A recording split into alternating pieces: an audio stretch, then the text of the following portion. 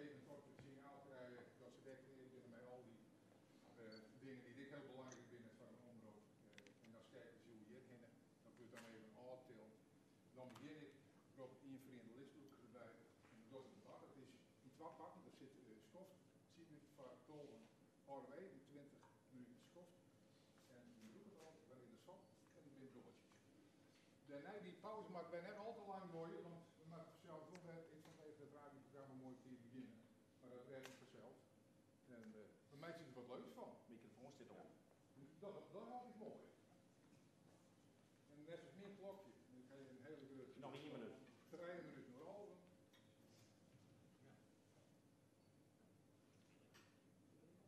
Ja.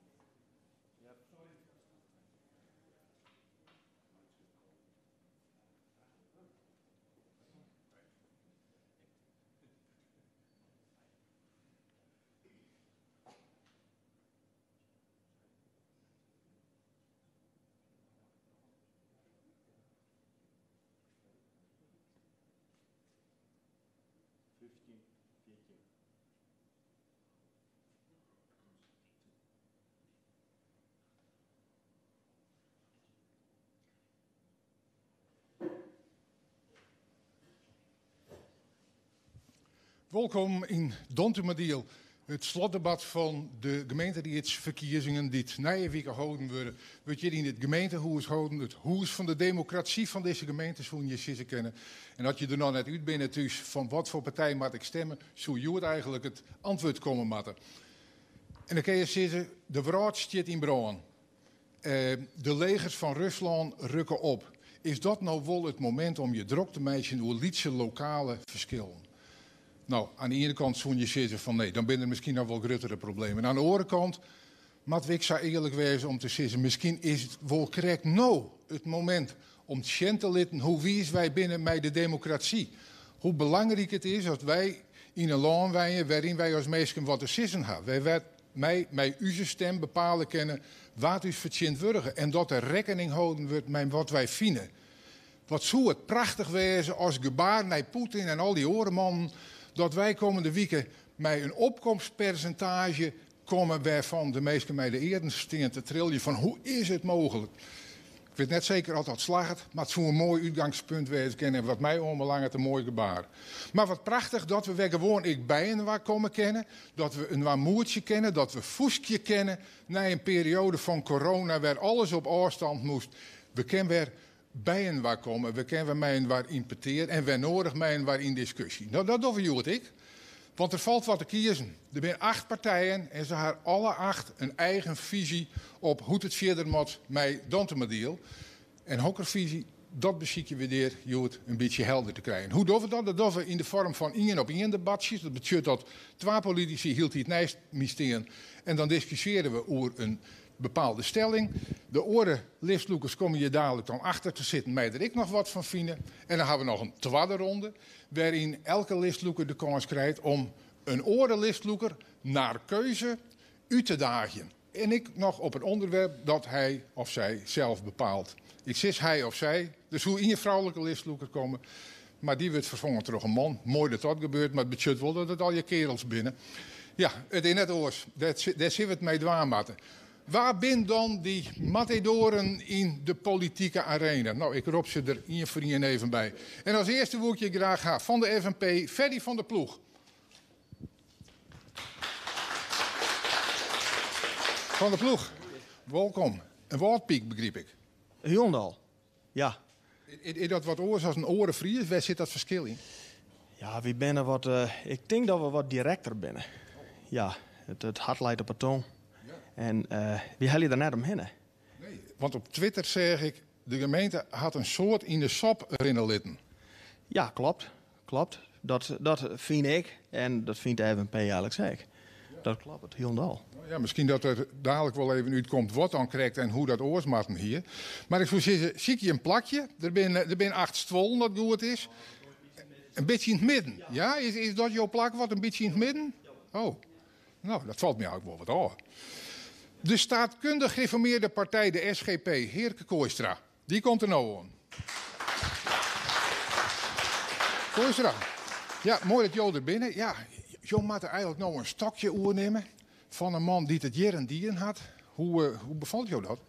Nou, dit is in het begin wel een wennen, maar het begint al aardig te komen. En overal, maar dit debat en deze dag verder. Ja, vind je het spannend? Ga je de wekker van lijn? Nee, ik ga net wekken van lijn. Nee, ik ga me gerust wel. Maar het is wel even spannend, ja. Ja. Hoe ga je hier nou op tarret dan? Krijg je dan nog al je tips mee van je vakgonger? Onder andere, ja. Nou, aan de tips, maar we houden even overleg gewoon, hè, hoe het overal hier grond is. En hoe bepaalde stellingen die we nou hebben. Dus ik ga me wel target daarop, ja. Je bent wel vrij uniek, hè? Want SGP docht haast nergens mee om gemeenteraadsverkiezingen in Friesland, maar je hem al. Ja, dat vind ik heel jammer. We zijn de eerste. Jammer dat je hem de enige binnen. Ja, we zijn de eerste, ja. Ja. En daar ben ik heel blij om dat er nog zoveel stemmen te halen binnen hier in deze gemeente. Ja, nooit praktiseert van misschien dat we als christelijke partijen wat meer bij en waar, zodat we waar net in het paad zitten. Nou, hadden we net 180, maar waar weet komt het nog eens. En al je mannen op de lijst, hè? Ja. Ja, kijk ze zo eens. Ja, dat maakt het precies. Ja, kijk zo eens, maar er zijn natuurlijk wel bewegingen binnen de SGP gaande die zitten van, nou, dat mag misschien zo'n jonker lied wat verhoren worden. Wat vind jij daarvan? Ja, nou goed, de keuze is er. Hè, dat vrouwen op de lijst maaien, dus dat begint op zich geen probleem aan best. Maar het is... Als ze haar net beschikbaar stellen, ja, bijvoorbeeld. ja, dan is het mooi dat jou er in elk geval binnen. Ja. Zie je een plakje, wordt dat rechts of links? Nou, SP valt meestal wel aan de hoogste. Ja. Ja. Jo witte, dat is voor de kijkers uiterst links, hè? Ja. Ja, dat is, ja, daar ken ik niks van. Fijn, SGP hebben we er ook bij. De VVD, we zoen je krijgen Gerda Bos, maar die is er net. Maar gelukkig is alle Wielstra er wel. Kom er maar bij. Nou, mooi dat je er bent. Wat is er met Gerda? Gerda, die had corona, helaas. Ja, en dat betekent dus dat je je verantwoordelijkheid nemen moet. Maar het betekent ik voor jou dat je die verantwoordelijkheid neemt. Want dat is de nummer 2. Hier is er helemaal net op rekken en dan mag je in eerste listloekers de baan aan. Ja, klopt. Ja, dat, zoals je. Maar vind je het spannend? Ja, op zich wel. Wel aardig, maar ik denk dat het wel goed komt. Nou, daar rekken je weer op. Wat loekt hij zo in die VVD? Het belang van de bedrijven, vooral de groei van de gemeente. Ja, dat... Nou bent u nog hartstikke jong. Er komt dadelijk nog een hele jonge listloeker. En ik had wel eens een collega gewoon die zei van... ja, mensen onder de 34 die het aan mijn politiek dwalen horen... daar is genetisch wat mis mee, hè? Had ik gelijk? Ja, dat zou ik wel zo best kennen. Ja. Maar waar zit het dan bij die in dat je toch op jeugdige leeftijd al zo pak bist door de politiek? Ik vind het belangrijk om betrokken te zijn bij de politiek. Het is toch waar uw land erop bestuurd wordt en wat alles bepaalt. Dus dat. Nou, ik zou zeggen, zie je een plakje? Ik zal erop. Bij de... Zie je een plakje rechts, ja, maar rechts en links, dat rent nou trouwens maar in wel, jongen. Nou, we hebben al oren jeugdige listloekers. Voor BVNL is Joran de Jager kandidaat. Ja, het kan altijd jonger, Joran, of net? Mooi dat ze er best voor BVNL, een nieuwe partij die je voor het eerst mij docht. Wat wie voor de reden om politiek actief te worden? Nou, voor mezelf heel goed, omdat ik gewoon vind dat er meer jongeren in de gemeente reed moeten. En er zijn heel veel partijen die altijd zeggen, oh, we zijn voor de jongeren en we gaan dit doen en we gaan dat doen. Maar als het echt iets voor de jongeren dan wordt, dan is dat zelf dan maar. Ja, dat is een mooi uitgangspunt, maar dat ik naar Wiebrand van Hagen, want dat is de grote roerganger toch van je partij, joh. Oh, dat is weer net de jongste. Nee, maar ja, we hebben hier in de gemeente, nou, op de VVD nou net echt een Rugse partij. En heel veel in deze gemeente viel zich gewoon net verzinwürdigen door de bestaande politieke partijen. En daar val ik ook onder. Dus ik dacht, nou ja, dan maar we het zelf maar doen, hè. Het Madoors. Ja, zeker. Ja. Dus daar was even flink de kneppel in het hinnenhok smieten? Ja, een oor geloerd wil laten jaren. Dat is een beetje uw doel. En we hadden er alle vertrouwen in dat ik dit lukken. En waar baseert dat vertrouwen op? Nou, op de groeten die we jaren en ook als je wat meestal landelijk stemmen, dat vertaalt zich natuurlijk net altijd naar de gemeente toe, maar ja, toch de hoop erin. Ja, en Thierry Baudet, want dat is eigenlijk ook een beetje waar de partij bij Van Hagen, waar uit voorkamer is, ben je toch een Thierry Baudet leidt? Nee, ik heb wel eerst bij Forum zitten, Maar ik maar die uitspraken lezen, ja, daar kan ik me net meer in vinden. En we willen gewoon een normale rechtse partij wijzen die opkomt voor de mensen die net voor burger binnen. Maar we willen net zulke extreme dingen en uitingen laten. Gewoon normaal. Een normale rechtse listloeker. Joran, zie je een plakje, jongen? Even zeggen, dan viel ze wat thuis op de flank, zeg maar. Maar we gaan meer. Voor het CDA komt hier Klaas Houtstra. Ja, daar show je misschien een beetje van op. Applaus. Wat hebben we nou? Een koep in het CDA? Ja, een koep in het CDA. Ja, nee, we moesten een keuze maken. Herma, fractievoorzitter Tweede Kamer, die is in Broeksterwaard. En onze listloeker had ervoor gekozen om daarheen te gaan. En uiteindelijk gaan wij in het verkiezingsprogramma zijn. Wij hebben zo'n 20 listloekers. En ik ben er één van. Ja. Oké, maar je echte listloeker, die het echt op nummer 1 zit, die vond het wichtiger om mij een Tweede Kamerlid van je eigen partij een afspraak te maken, dan mij al die kiezers die hier zitten en bij de televisie verbonden binnen mijn het gemeentehuis. Nou, net eigen partij om daar afspraken van te maken, maar ook om afspraken te maken. Ik herinner me de laatste reedzitting had de heer Steenstra nog vragen aan de CDA en de ChristenUnie van willen je bij een landelijke partij gaan worden, met name het Grijnse ziekenhuis naar voren brengen, zodat dus de hartstichting daar van de band bestaan blijft. Nou, en dat wordt onder oren, wordt dat nog bepraat. Ja, het had vers ik wel mij verkiezingstier te krijgen. Hè? Want die man die komt je net na je weekend. Nee, dat had eigenlijk mijn verkiezingstier. Maar goed, dan mij een eigen beroep van mij. Goed, het is je keuze om je nummer 1 daarheen in te letten. Of toch hij misschien stiekem wel van Houtstra, die kan volle beter debatteren, lid hier debat met waan. Ik heb geen idee, dat leer ik aan hem hoor. Het zou wijzen kennen. Zie je een plakje? Ja, de karuut wordt wat. Ja, dat weet ik net. Ja, dat viel bij de tussen. Ja, je viel hier thuis in het midden. Nou ja, ik kreeg net altijd de indruk bij de debatten in de Rie, de laatste periode. Dat zit je vaak wat meer aan de flank, hier ik het idee. Maar je kiezen nou het midden, dat is best. Vinden orenpartijen misschien ik wel leuk. Misschien dat we er dadelijk goed erop praten. Gemeentebelangen Dontumedeel, Kees Wielstra, die er is.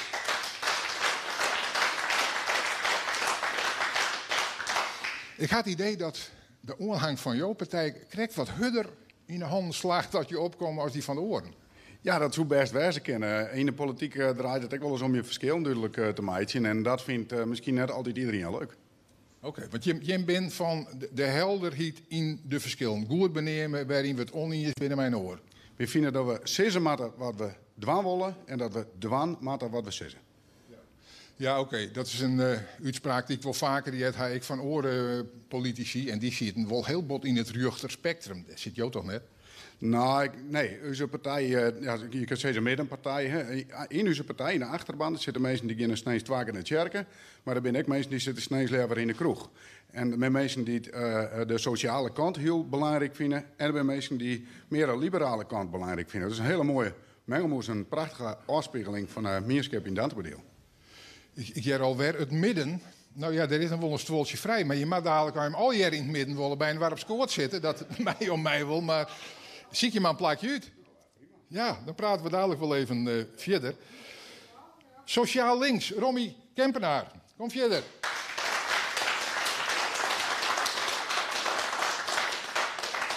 Nou, alweer een listloeker, maar ik alweer een wethouder. Hè? Ja, dat klopt. Maar wie dat de bedoeling eigenlijk wel van het dualisme? Van mij weet dat wel de bedoeling, want ik sta hier nou als lesloker, net als wethouder.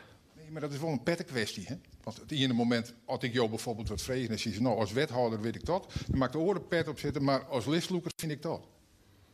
Ja, dat is soms wel eens lastig. Als wethouder dan maak je veel meer alle belangen actieën. En als lesloker dan sta je voor de belangen, in ons geval, vooral voor de kwetsbaren en degenen die de steun zien naar eigen maken. Ja, maar je zeggen vaak in de politiek dat het de bedoeling wie dat de politiek leider, die cool wat vrij ik van een collegeprogramma, de partij profileren. Maar nou zorg ik je bij de verkiezingen dat het haast al je bij wethouders binnen die de listen niet loeken. Hij al middellaatste week wat zei ze, ja, daar werd ik me net mee profileren. Oh, nou, ja, je wil je nou wel profileren, maar op het moment dat je dadelijk misschien weer op de wethoudersstoel zit, dan mag je misschien toch weer justjes voorzichtiger worden. Ja, maar als je naar onze website en naar social media, dan kan je zien dat ik een hele prutte dingen als wethouder ik wil bezocht houden weer te maken zien wat we in de verkiezingstijd zijn. En op het moment dat we dat net weer maken kunnen, hebben we dat ook gewoon duidelijk en eerlijk uitlijn. Als je het maar uitlezen kan, dan is geen enkel probleem. Zo is het. Nou, zie je een plakje. Ja, toch wel op een flank? Ja, mooi. Nou, ik vind dat hij mij telt hoe het viert we binnen, want er staat er nog hier. En dat is ik een wethouder, maar hij is ik lijsttrekker van de ChristenUnie. Hier is Gerben Wiersma. Oorspronkelijk uit de bouwverraad, had ik me vertellen laten. Ja, dat klopt. Hele mooie wereld werd nou een heel grote drukte is. Een bregenbouwer. Ik dat? Ja, mij graag. Ja, want dat heet je ook de bregen. En nou ja, een fijn bregenbouwer ken je natuurlijk oerdrachtelijk ik broeken. Ben je ook politiek zo'n bregenbouwer? Dat probeer ik wel zeker te wijzen. We zijn vaak een spin in het web. We kunnen partijen binnen wat er brengen. We zorgen wat er al gebeurt en wat binnen wat er post. En ik vind het mooi om dan die partijen op te zieken en online te koppelen. Dus ja, dan ben je een bregenbouwer. Ja, in het keuzepalet van partijen ben er in elk geval treien die het hem als christelijke partij profileren. Ga je ook wel eens nijtocht over misschien toch bundeling van die krachten? Ik denk dat het altijd goed is, hè? Die krachten te bundelen. Aan de andere kant ben ik best wel weer verschillend. En dat is op zich echt prima, dat is direct wat te kiezen. Ja, we denken wel eens nee, maar het nijdenken is ontnota, u draait op zelfstandigheid waar onder eigen namen. Ja, en goed geerwerkje. Want we respecteren elkaar en we zorgen elkaar en we proberen samen dingen te doen. Ja. Nou ja, het wil je achtersjoggen erin, maar in je stoel vrij. Dat een plakje dat jou wat post, jonk het CDA en SGP. En dat is een volle keuze, hè, want ik maar die van de stoel aangooien. Ja. Ken ik leuk. Jo liet je mij net een persoon, ja, als je het waan willen, maar het vooral dwaan. Dat is mooie televisie, maar ja, prima. Ik dacht dat dit wel een mooi setje was. Ja. Ja, nou, we weten nu in elk geval mij Waterwerd doggen hier in Dontemadiel bij de verkiezingen. Natuurlijk zijn er volle meer kandidaten, maar dit zijn de vrouwenmeesken die haar in elk geval shellitten bij dit debat. En liek wat ik al zei, dat doen we in elk geval met een tal debatjes. Hier op één debatjes, maar je moet de tweede tafel staan mij een bel erop. Als in zo'n debatje iemand wat zei, waarvan je van de oren leesloekers vindt van ja, maar dat slaagt nergens op, dan mij die persoon naar die tafel rennen, de bel gingen litten en lezen we hier het debat stel, kom ik dadelijk daar om te leren wat het probleem correct is. De leesloekers hebben van tevoren teruggekregen over welke stellingen we debatteren zullen, dus daar konden ze haar wat op tarieeren. Maar ze gaan net teruggekregen wat je hier op een zijn oren kwamen. Dus dat jaren ze als verrassing, correct, als Jim, nou voor het eerst. Voor de eerste stelling wil ik je graag gaan van de FNP Ferry van der Ploeg en van gemeentebelangen Kees Wielstra. Aan beide kanten maar even in en dan de deugd wat in het midden, dacht ik. Dat liet het mij. Nou, het is wat een stelling die er even inkleunt. De gemeentepolitiek in Dontemadiel had er de aanronde fjouwer hier een potje van maken. De gemeentepolitiek in Dontemadiel heeft er de afgelopen 4 jaar een potje van gemaakt. Wielstra. Nou, ja, ik zet de microfoon al op. Ik jou er net uit handen, ja, maar het zie je geen illusies. Daar ben ik al bang voor. Nou, een potje van maken, echt net. We hebben hier te vuren staan. We hebben hele grote problemen. Hebben de kop binnen. Snel dat we een stabiel bestuur vormen. Dat een koers die we inzetten, dat we die uiteindelijk uittekenen met een besluit wat erbij is. Stabiel, koersvast. En we gaan een heel soort bezuinigingen maken. Maar we gaan heel bot is best dienen om de kwetsbare mensen in onze gemeente daar net dupe van worden te letten. Ik ga samen met het idee dat Jo daar justje zo zou denken. Nou ja, als je goed luistert naar de heer Wielstra, dan praat hij vanuit zijn rol als wethouder. Hier staat je nou als listloker van zijn partij. En gemeentepolitiek is net alleen het bestuur. Gemeentepolitiek is eigenlijk gewoon de rie. En wat ik nou zien kom, en eigenlijk de laatste 4 jaar hier ook, is het vertrouwen in de gemeentepolitiek. In deze gemeente is zo daald dat ik me eigenlijk net eens meer goed dwaande horen kan mij ons speel doen, bijgelijks. Maar dat het puur gaat van, je bent net te vertrouwen. En dan denk ik van, wel leidt dat om? Nou, jouw het antwoord maar, wij leidt dat om? Nou, ik bedoel, als je nou sjog er worden gewoon riets vaststellen, worden er inlutsen. Een reden van, er ben geen financiën. Dat kan een van de redenen wijzen, maar dat jouwt een gemeenschap zo'n knoei van, oké, je belooft dan aan een MFC, kreeg ik terecht de vraag van, wat is de garantie dat je hem dat aan net waar je net inloeken? Je hebt een situatie gecreëerd waarbij hem zelf het vertrouwen in de politiek zakje leerde. Nou, ik denk dat we daar met elkaar verantwoordelijk voor binnen om het vertrouwen van de inwoner te verdienen. Want dat kun je net afdwingen met verdienen. En dat doe je met elkaar. En dat hing het ook heel bot ervan af op welke manier je met elkaar een discussie voeren. In jezelf en met het college. En dat je altijd negatief en alles en iedereen een ontraapje en schoppen. En ook in de social media heel negatieve dingen op van alles nog wat. En eigenlijk nooit maar een positief en opbouwend voorstel naar hier komen. Dan ben je daar zelf volgens mij ook wel een beetje bij. Omdat... Dat verwiet jou dus van de ploeg? Nou ja, feitelijk wel. Nou, het verwiet je jouw kant in. Ja, ik had in de gaten, ja. Nou ja, het is natuurlijk onzin dat we altijd de negatieve kant benemen. Ik beneem de feiten wat er daar aan de fjouwer hier bad is. En de minst... Ja, maar het is wel de toon die de muziek maakt. Hè? Je kan het oneens wezen met een bepaald vaststel. En zitten ze van, ik ben het er mij oneens. En je kan het, ze maakt er maar een rommeltje van daar. Nou, als je, ik denk daar aan de fjouwer hier hebben we in de gemeente... als je even naar de stem, het aantal stemmen, het percentage jongen, kan je zien van dat we vaststemd hebben.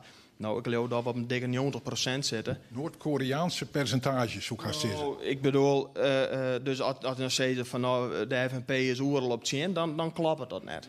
Maar dan is dit wel weer nu dan van 90% of meer mijn waarin binnen dat er een sfeer creëerd wordt, waar er nog meestal geen vertrouwen meer in de politiek hebben, want ze zijn altijd aan het ruzien.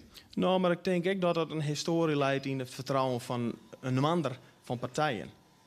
En ik denk dat de cru, de laatste fjouwer hier, dat eigenlijk de crux is, steeds maar waar we met start binnen. Maar het is wel apart, hè? Want vertrouwen, je zoon krijgt ze in de lokale meerskip, kan je dat nog het gauwst krijgen. Want dan gaat het om mensen die je kennen. En dat mensen geen vertrouwen meer hebben in wat ze dan de kliek van Den Haag nemen, daar kan je wat bij indenken. Je zil ik maar een taslagen mem wezen, dan snap ik dat heel goed. Maar dat ik op lokaal niveau die vertrouwenskwestie een rol speelt, dat is toch beskamsem? Nou, ik denk juist dat het heel mooi is om te zien dat jou nou de lokale kranten...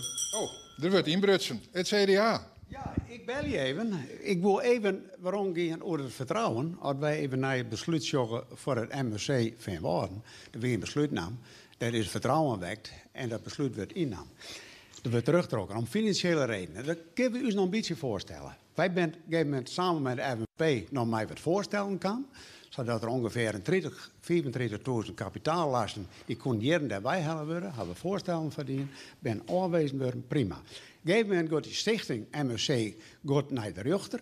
De rechter stelt de stichting in de leek. En op dat moment denk ik, dan moet je als college zeggen van, we zieken je nou het gesprek op met de meerskip. Dat is net inwin. Oké, het moest niet in volzin. Het is een vrij lange volzin, maar het punt is makkelijk. Ja, dit is een heel concreet voorbeeld hoe het mensen ervaren dat er geen sprake van vertrouwen wezen kan. Want er kan afspraken samen weer inlutsen worden. Nou ja, en dat is ik zo. Hè? Want in de vorige bestuursperiode is dat besluit in Van Waarden al nam. Maar er wie eigenlijk geen dekking biedt. Die bij algemene reserves, de spaarpot wij. Op het moment dat we dit hele vervelende besluit nemen moesten, dan neem maar aan dat ik het college, maar ik de rietsleden die er mij te mij zien, mij leert in de squad in dit huis gingen toen. Op het moment dat het besluit nam was, wie die spaarpot compleet leeg. En dan had je het op vertrouwen, net van een groep mensen uit Van Waarden, maar het vertrouwen van 19.000 inwoners van Dantebodiel. Het CDA had iedere keer zijn in die gemeenteraadsvergaderingen, laten we alsjeblieft artikel 12. Ik heb net onderzoekje van artikel 12. En u moet onder toezicht van de provincie. Laten we eens bestuur maar uit handen gaan. En dat is juist een kwestie van wantrouwen wekken. Zien van, we kennen het net per on, we hebben geen idee meer hoe het maakt. Dus laat maar bij de provincie klopt. Dat is het CDA, wat die interpreteren niet, dat begreep ik wel. Maar wat verwiet Jodo FNP? Nou, wat FNP correct zei, dat is over vertrouwen in de gemeente. En het vertrouwen in de gemeente, extra maatschappelijke organisaties, zoals ik onze dwarsbelangen, had je de lokale kranten de West-Rijn dreven op nijsjuggen van de bestuursperiode hiervoor. En ik het hele liedje eerste begin van deze bestuursperiode, dan is het iedere keer dat die een verse traditie een stuk in de West-Rijnder en dan die wantrouwen, teleurstelling, aanspraak niet naar Nijkamp binnen. En die stukken, die traditie, die is voort. En nou weet ik dat de FNP voor het behoud van tradities is. Dit vond ik zelf wel heel vervelend. Als je nou weer de dwarsbelangen losgaan, dan denk ik dat over het algemeen het vertrouwen in de gemeente groot is. Ervaren jullie dat exact? Jood net, hè? Nou, nee, daar ken ik me net in vinden. Dat komt misschien in oren dwarpen, dat ken.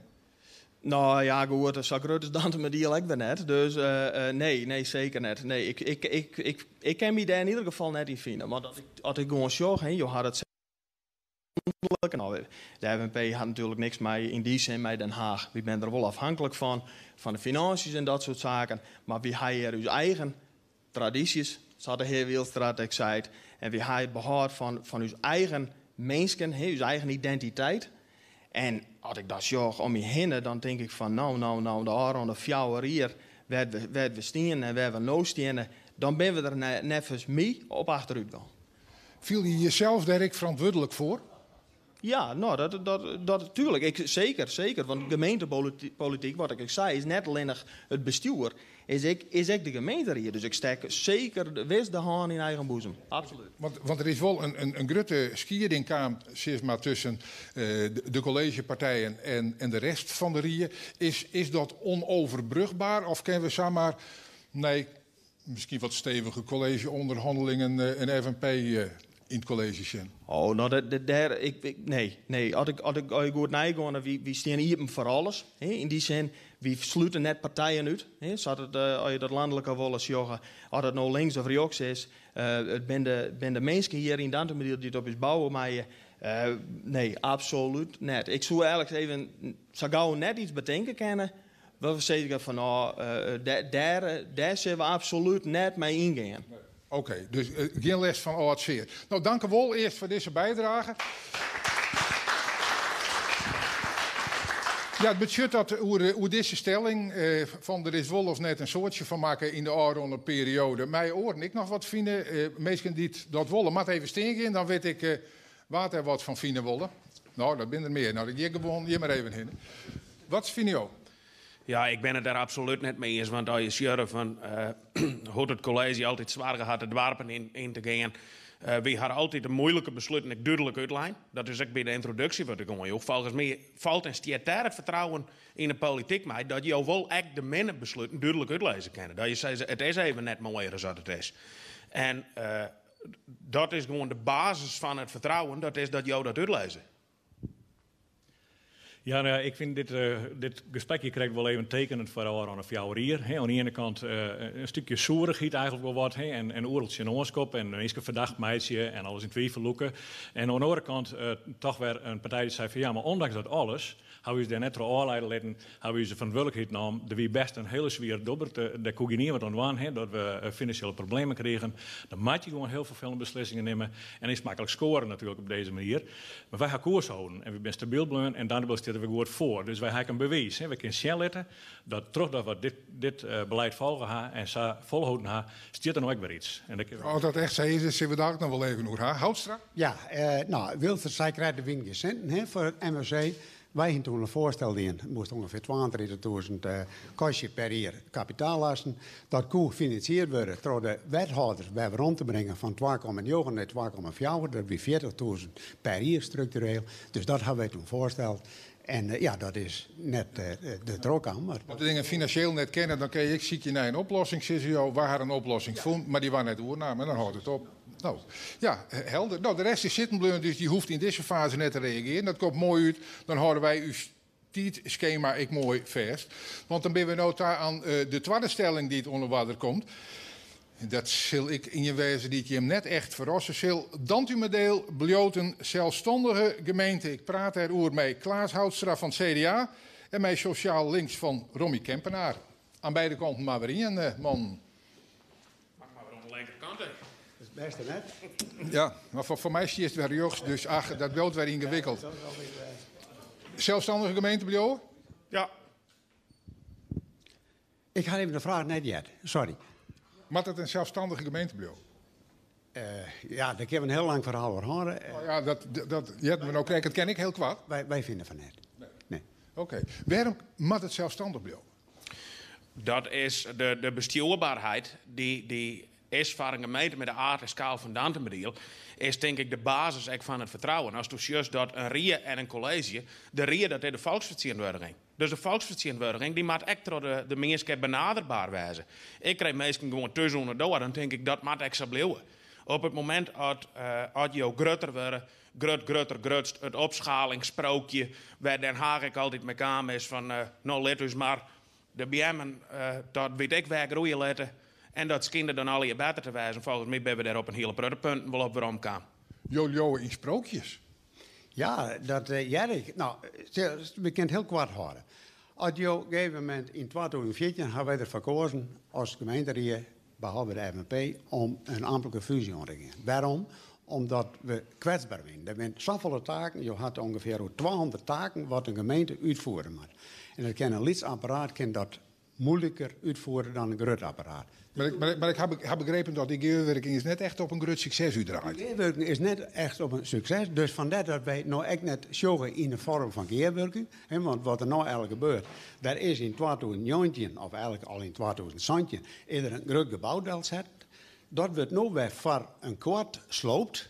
Wij nemen dat kapitaalvernietiging. En dan wordt er weer wat een lietser gebouwtje gezet. Daar moet dan ongeveer 50, 60 ambtenaren in zitten. Generalisten, dit alles wat kennen. En de rest besteden we uit. Ja? Wat houdt het in?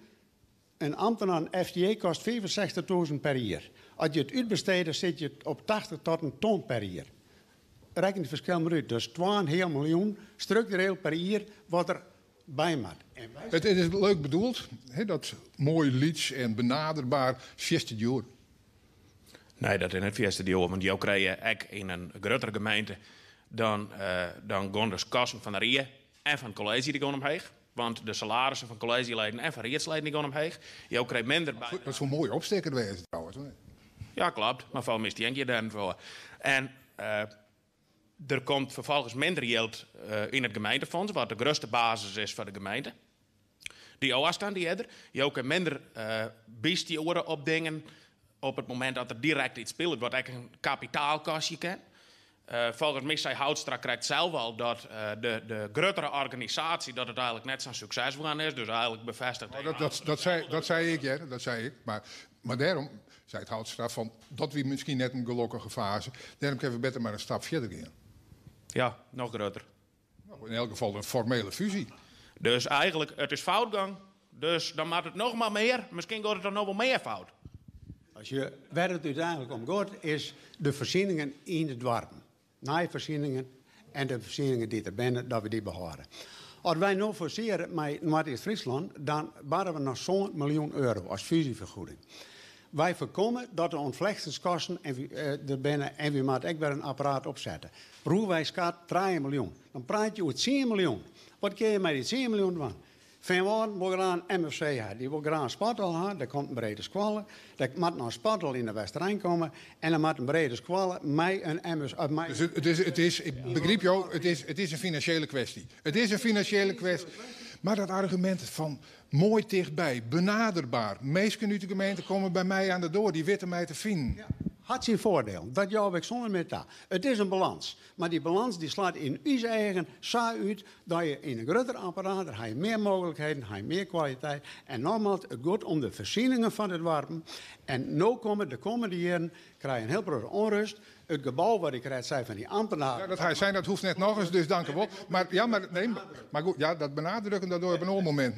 Maar je herstelt en de argumenten zijn wisselen, dus ik zie ze dank u wel. Ik wil net weer op reageren op de financiën, want dat vind ik wel een heel belangrijk punt. Die zo'n miljoen, dan denk ik dat is mooi als we die krijgen. Dan kan die investeerd worden in de admiraliteitsdagen, de bankbank door, de intocht van Sinterklaas en dat soort zaken. Want het gaat naar de grote gemeente. De voorzieningen, die horen we wel in ons dorpen. Die squallen, die stiert al in de begroting. Daar is al rekening mee houden. Gaan jou nou eens naar Kalm, naar Ververtar, naar al die plakken daar. Vorige week weer het debat in Muntje-Sil. Waarbij had de gebiedswethouder de vraag kreeg, hoe vaak ben jou je west? 1 keer. Van alle raadsleden weer er 1 raadslid een keer west. En Safi is die de politiek dan bij de burger bij. Hij wordt de vuur weer een beetje lelijk van. Ja, dan wint er hem op, dan is de woordpiek. Dat begrijp ik goed vinden. Ja, maar nogmaals, ik heb van tevoren een afspraak met mij. Ik ben ervan overtuigd, die zo'n miljoen, kunnen we mijn Noord eerst van tevoren een afspraak met mij. Die willen we investeren in Van Waarden, in Waterswoord en de Westerijn. Dat hoeft net alleen naar de admiraliteitsdagen. Precies, dat moet ik maar zeggen. Ja, nee, dat kan ik niet intekenen. Nou, ja. Nou, er zijn grif ik oren die het nog wel wat vinden van wel of net zelfstandig blijven. Dan kan je er verkiezen om zitten te blijven, want dan kan je ook nergens doen banen, maar je kan ook gewoon steen gaan. En dan, in elk geval zitten we wat het standpunt is. SGP. Nou, de eerste stelling hier, tradities bewaren in deze mooie gemeente, Duintse model. Ik die gaan we opgaan in een hele grote gemeente. Bijvoorbeeld Noord-East-Friesland. Dan kunnen we, denk ik, echt fluiten naar onze mooie traditie die we hier horen. Want dan wordt het mega groot. Okay, ja, dan kun je misschien ik wel fluitje naar de ambitie van dat er een SGP'er in de rier zit. Dat zou ik nog wel goed wijzen kennen, ja. Ja. ChristenUnie. Ja, nou, ik denk herindelingen staan natuurlijk net op zichzelf. Dat jet bij een totaalplaatje. Eerst de gemeenten op scala, dan de provincies op scala, landsdelen. Dan moet de landsgrenzen vervangen worden, die moet verplaatst worden. En dan krijgen we de macht naar één groot Europa. Dat is eigenlijk het plaatsje wat destijds betocht is. Groot internationaal bedrijven die dat belangrijk vinden. Maar de liefste man had er helemaal niks van. En dan wordt ik praat heel makkelijk over financiën. Er is 2,5 miljoen voordeel beloofd van tevoren. Extra CDA. Om als we ambtelijke fusie gaan, naar de eerste week weer al vervlogen. En we zijn nu ongeveer 3-4 miljoen per jaar meer kwijt. Dus HUSA is een grote organisatie goedkeeper. Ik alle onderzoeken wie is eigenlijk uit. Hè? Dus de bewijzen ben volop. Het is net goedkeeper. Ja, die opschaling dat is natuurlijk onzin. En helemaal die financiële onderbouwing die eronder zit, van het zo'n wel goedkeeper wijzen. Er is een bureau in Nederland, dat heet Kulo, die doet onderzoek naar de financiën van alle gemeenten die het willen net fuseren binnen. En die zei keer op keer, het is net goedkeeper om te fuseren. Dat komt er een rietslid in onze gemeente, die kreeg een vergoeding van €1000 in de maand. En op het moment dat er een nieuwe gemeente komt, dan verdient het Ferry van der Ploeg als FNP, fractievoorzitter van de nieuwe gemeente, €1600 in de maand. Dat is een heel duidelijk verschil. Die kosten gaan omheen. Ambtelijk apparaat wordt volle groter en ingewikkelder. Dat wordt gewoon duurder. En het bestuur en de ambtelijke organisatie komt volle verder van de mensen uit te staan. Ik dwar de stelling willen dat gemeenten die het verleden, in welke gemeente dan ik in Nederland, zwier onderbetellen worden. En net zozeer als vertjeerste, maar als zeg maar, tegemoetkoming in de kosten. Om je rietswerk goed te doen, daar heb je volle meer tijd voor nodig. Als je dan even uitrekent wat er uiteindelijk overblijft. Ik ben ervoor dat die vergoedingen behoorlijk omheen gaan. Maar je kent op mij toch net stemmen, dus het maakt het net vol uit wat ik ervan vind. Maar nog even jouw reactie, wel of geen samensmelting? Nou ja, wie gaat zijn als FNP zijn, dan ben we voor een fusie. Wat de heer Houtstein begint zijn, van de FNP wie de enige partij die zien dit ambtelijk gedrag wie. Want dat is het. Mijn vorige collega Jere de Bruin had het nog letterlijk zijn. En eigenlijk is zijn uitspraak ik weer hier worden. En het verbaast me dat de partijen die toen zijn van dat is het en dat maat en daar gaan we heen. Ja, daar jek ze nou net over, want ja, nou is het spul weer inloeken, want ja, aanbeven is, nou ja, ik zou zeggen, het baantje kwijt. Maar goed, dat is natuurlijk dan net zo. Maar je zit het wel even. Ja, maar ik bedoel in Dokken, maar er weer gewoon in het bestuur, dus ik bedoel, daar leidt het net om. Maar fusie, ja of nee? Ja, wis. Mooi. Ja, Joran, wat vind je ervan? Nou ja, iedereen had het over financiën en ik begrijp dat is een heel belangrijk punt. Maar allereerst ben we alle inwoners van Dantemerdeel. We worden keersen door de meesten van Dantemerdeel. Dus een zo'n wie ik zei, we moeten opkomen voor die belang van onze gemeente. Dus we moeten er alles aan doen om deze gemeente zelfstandig te houden. Ja, maar aan de andere kant is het natuurlijk net zo dat mensen die het voor een fusie binnen, dat die vinden van je hoeft net zo geweldig op te komen voor je eigen achterban. Sterker nog, die vinden nee alle gedachten dat in zo'n oorverband je nog beter opkomen kennen. Want ik ga ervan uit dat feitelijk elke partij die het mij docht aan lokale verkiezingen een soort gemeentebelang is. Want die haar al jaar vanuit hun visie het beste voor mij de eigen gemeente. Alleen de wiezen weer op. Dat verschilt. En onder andere dus ik in de keuze van wel of geen fusie. Tenminste, ik denk van het gemak maar vanuit. We hebben daar aan de volgende stellingen. Dus ik twee nieuwe mensen hier onder de desk. En dat gaat over ondernemers. En daarvoor nodig ik uit Alle Wielstra van de VVD. En Heerke Kooistra van de SGP. Nou, om beide kanten even in. En de stelling die ik dan hier naar voren breng is: ondernemers beslissen zelfs als winkels op snijn open gaan. Ondernemers beslissen zelf of ze de winkels op zondag openen. Wat vindt de VVD? Ja, dat beslissen ondernemers zelf. Wat vindt de SGP? Ben je helemaal net mee eens. Nou, dan eerst maar eens, waarom moet dat al? De ondernemer moet de vrijheid krijgen om zelf te kiezen dat ze open gaan op sneens. Maar waarom is dat zo belangrijk? Omdat ze als een hele dag werken kwijt binnen. Ja, maar ja, je weet ook wel dat dit een meerskip is waarin Tjerkegong oerza wichtig is, waarin de snijden en oren die invulling krijgt op de orendagen van de weken. Dat kan je toch gewoon respecteren tot er zit naar het dobbeltje net.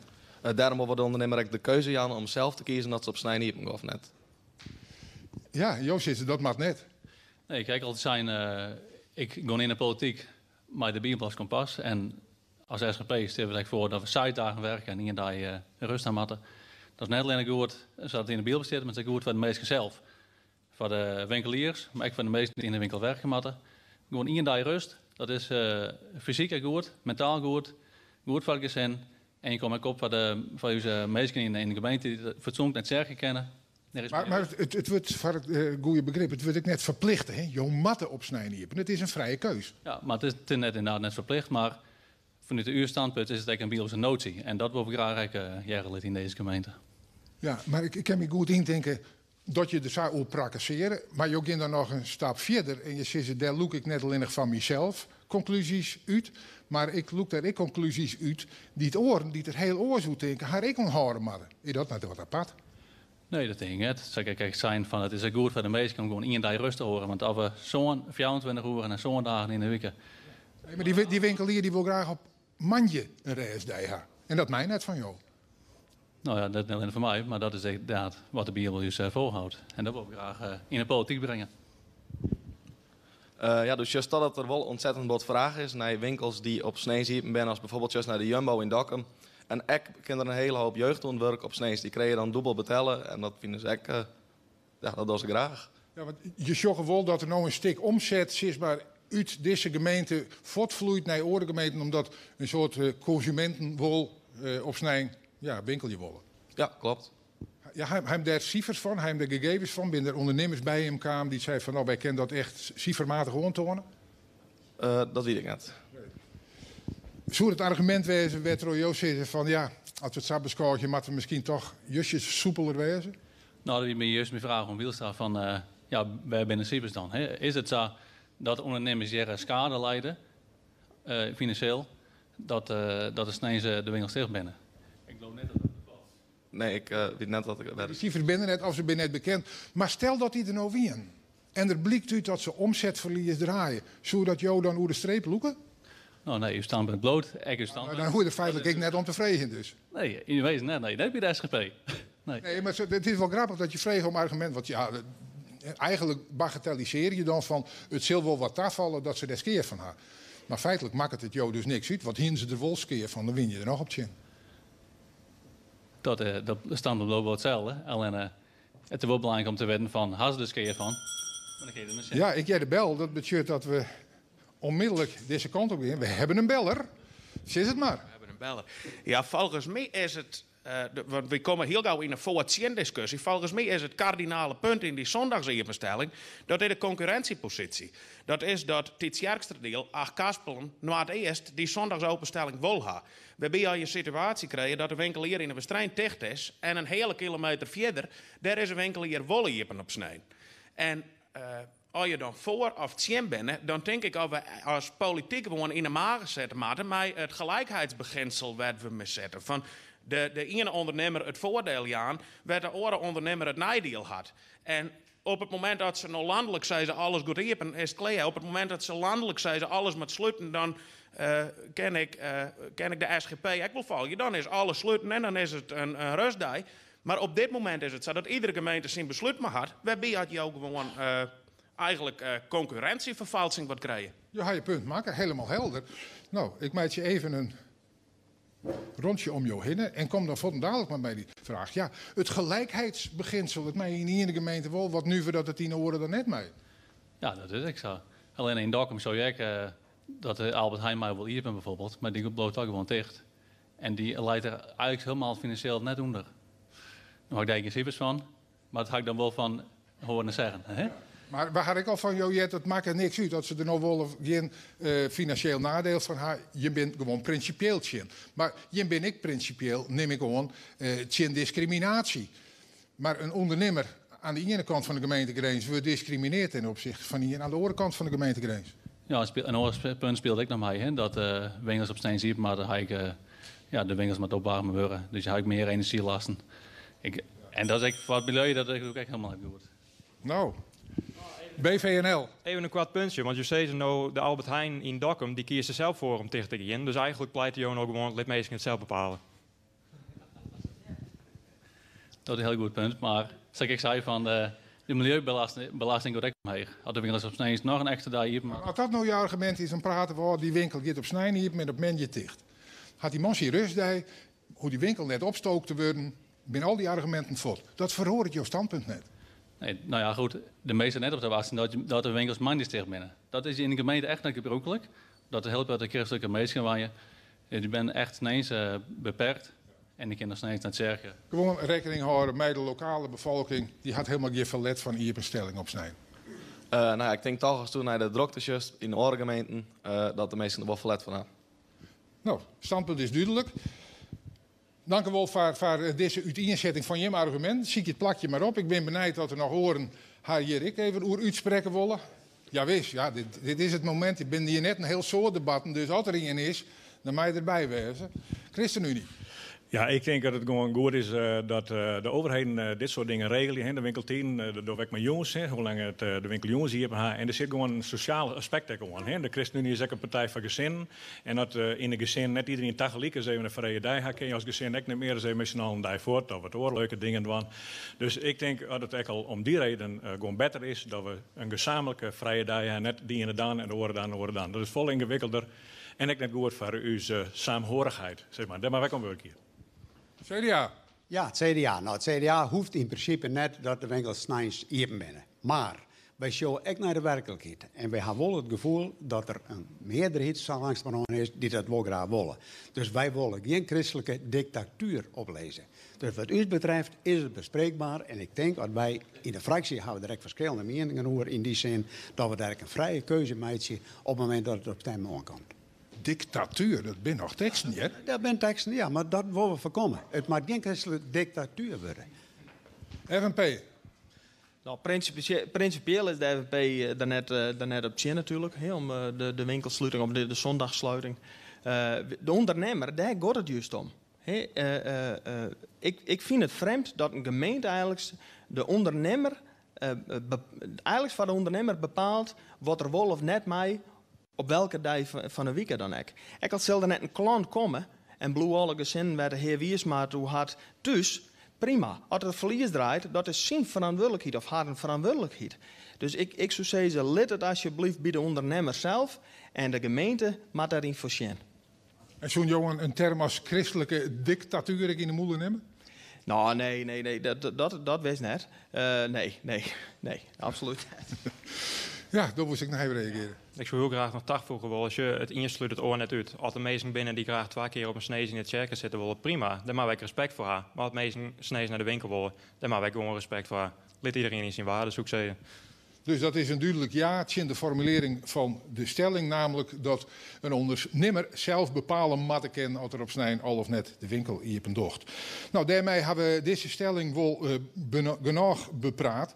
En dan hebben we nou 3 stellingen gehad. En de 4e stelling die we dadelijk gaan willen, die bepraten we pas na het skoft. Want je wordt voor zowel de politici als het publiek, als voor mij even een lietse pauze in zet.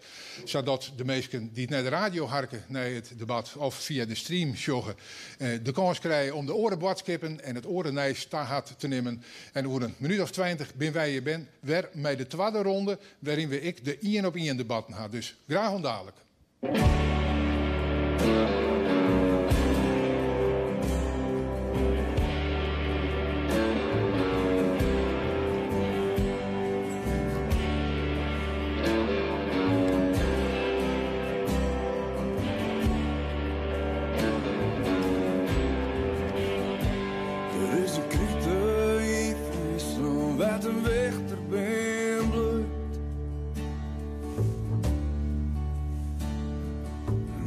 Op een beenbal, een twam bij graag groeit.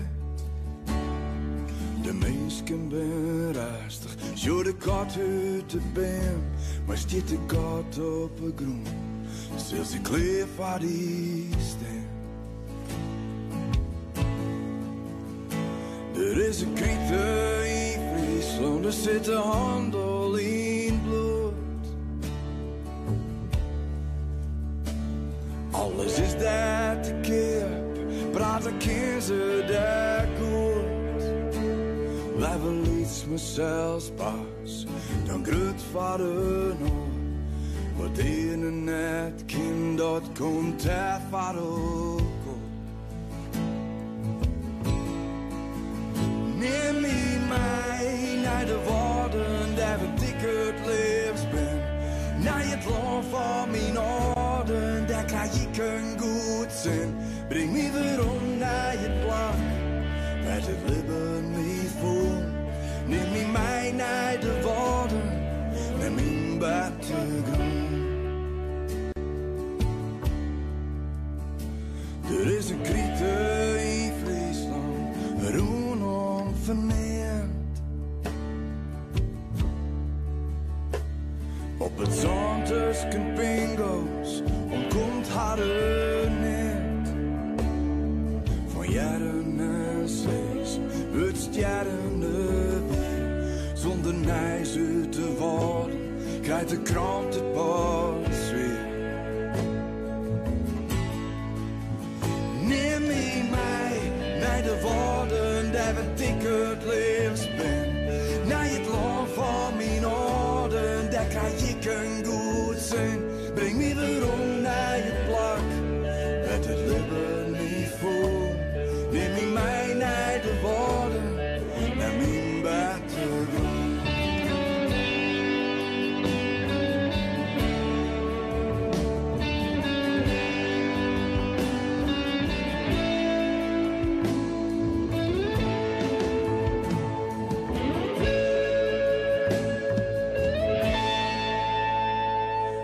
Een kriete in Friesland, zo smoek en zagrien.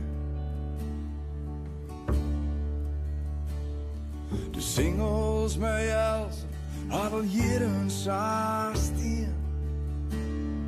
De spitkeet het fan, ze binden net meer. Maar het werk bij de boer is nog heel tijd net klaar. Naar de voortbjentjes kind.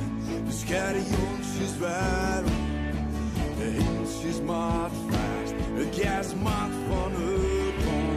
En werd in de vrouw, ik heb gekomen, ik bloe een tier van die vrouw, ik kom altijd aan. Neem me mee naar de woorden, daar wat ik het liefst ben. Naar het land van mijn orden, daar ga ik een goed zijn. Breng me weer om naar je plak, waar het leven niet voelt. Neem me mee naar de woorden, naar mijn battergrond. Neem me mee naar de woorden, daar wat ik het liefst ben. Naar je brand van mijn orden, en kom zelfs naar meer kind. Wil ik weer om naar je plak, waar het leven niet voelt. Neem me mee naar de woorden, lees me daar. Lees me daar in de grond.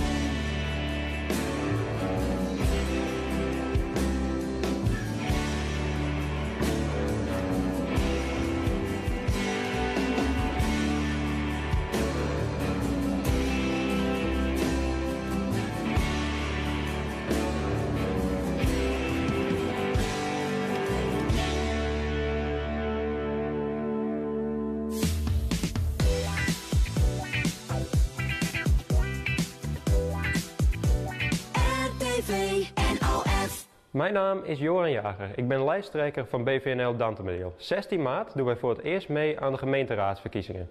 Onze standpunten zijn dat winkels zondags open mogen, we moeten stoppen met de coronamaatregelen en er moet veel meer gebouwd worden. Wilt u meer weten over ons of onze standpunten? Ga dan naar www.bvnldantemediel.nl. Stem 16 maart BVNL, want Dantemediel verdient beter. Ik ben Gerda Bos, lijsttrekker van de VVD. Op dit moment ben ik raadslid en de klus is nog net dien. De VVD wil terug, want er is nog zoveel te doen. Bigeliks, de snijziepenstelling van winkels, het realiseren van lidskalige bedrijventerrein, de herindeling. We willen jong en oud een stem aan, maar daar hebben we een woord bij nodig. Dus stem VVD, maar belangrijk, kom naar het stembureau. Ik ben Heerke Kooistra, lijsttrekker van de SGP.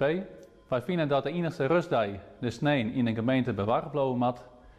Wij vinden ook dat de gemeente zelfstandig verder kan.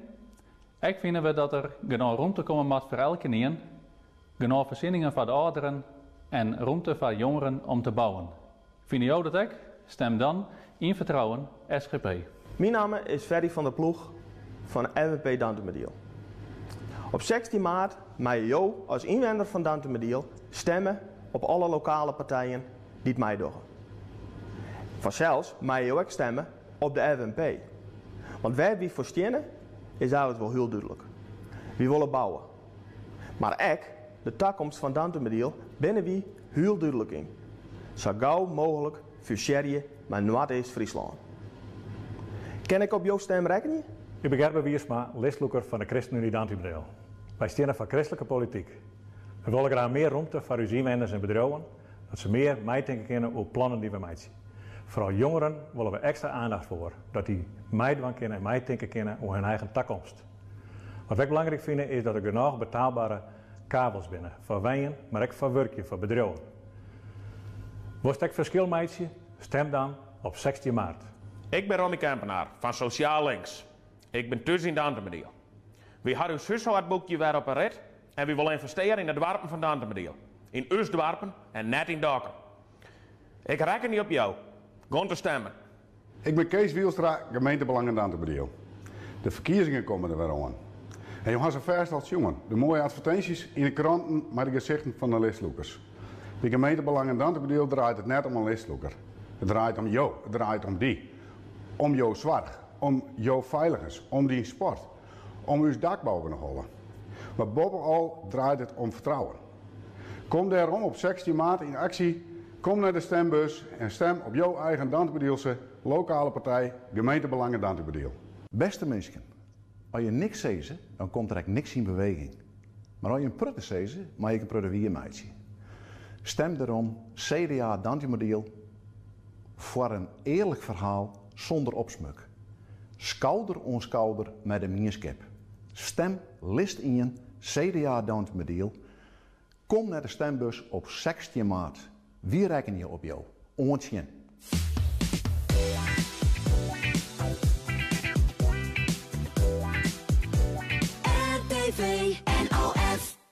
Mijn naam is Joran Jager, lijsttrekker van BVNL Dantemediel. 16 maart doen wij als enige nieuwe partij mee aan de gemeenteraadsverkiezingen in Dantemediel. Onze speerpunten zijn dat wij willen dat winkels op zondags open mogen. Er moet veel meer gebouwd worden. We moeten onze mooie tradities behouden. We moeten stoppen met het volbouwen van de wegen met plantenbakken, wegversmellingen en snelheidsdrempels.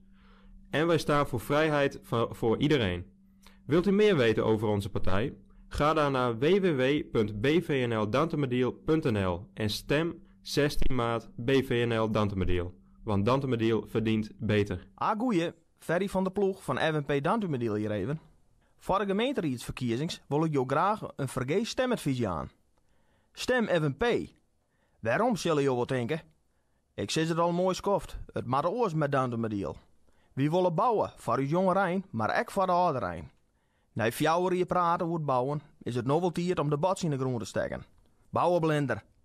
Hoe de toekomst van de gemeente binnen we heel duidelijk. We willen net dat de burgers de rekken betalen moet. Daarom, zo gauw ze het kan, fuseer je met de gemeente Noord-Friesland. Ken de FNP op jou rekken niet? Jo wil op u's.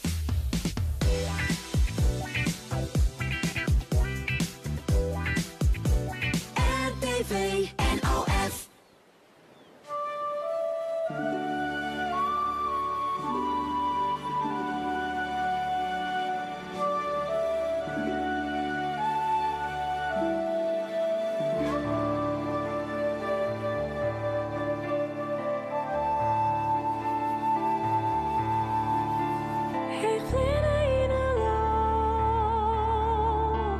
Ik droom al de wie, nee, nee. De man is dit alone, het maakt het mij zo blij. Ik hou die stevig vast, we zweven over het land zo vrij.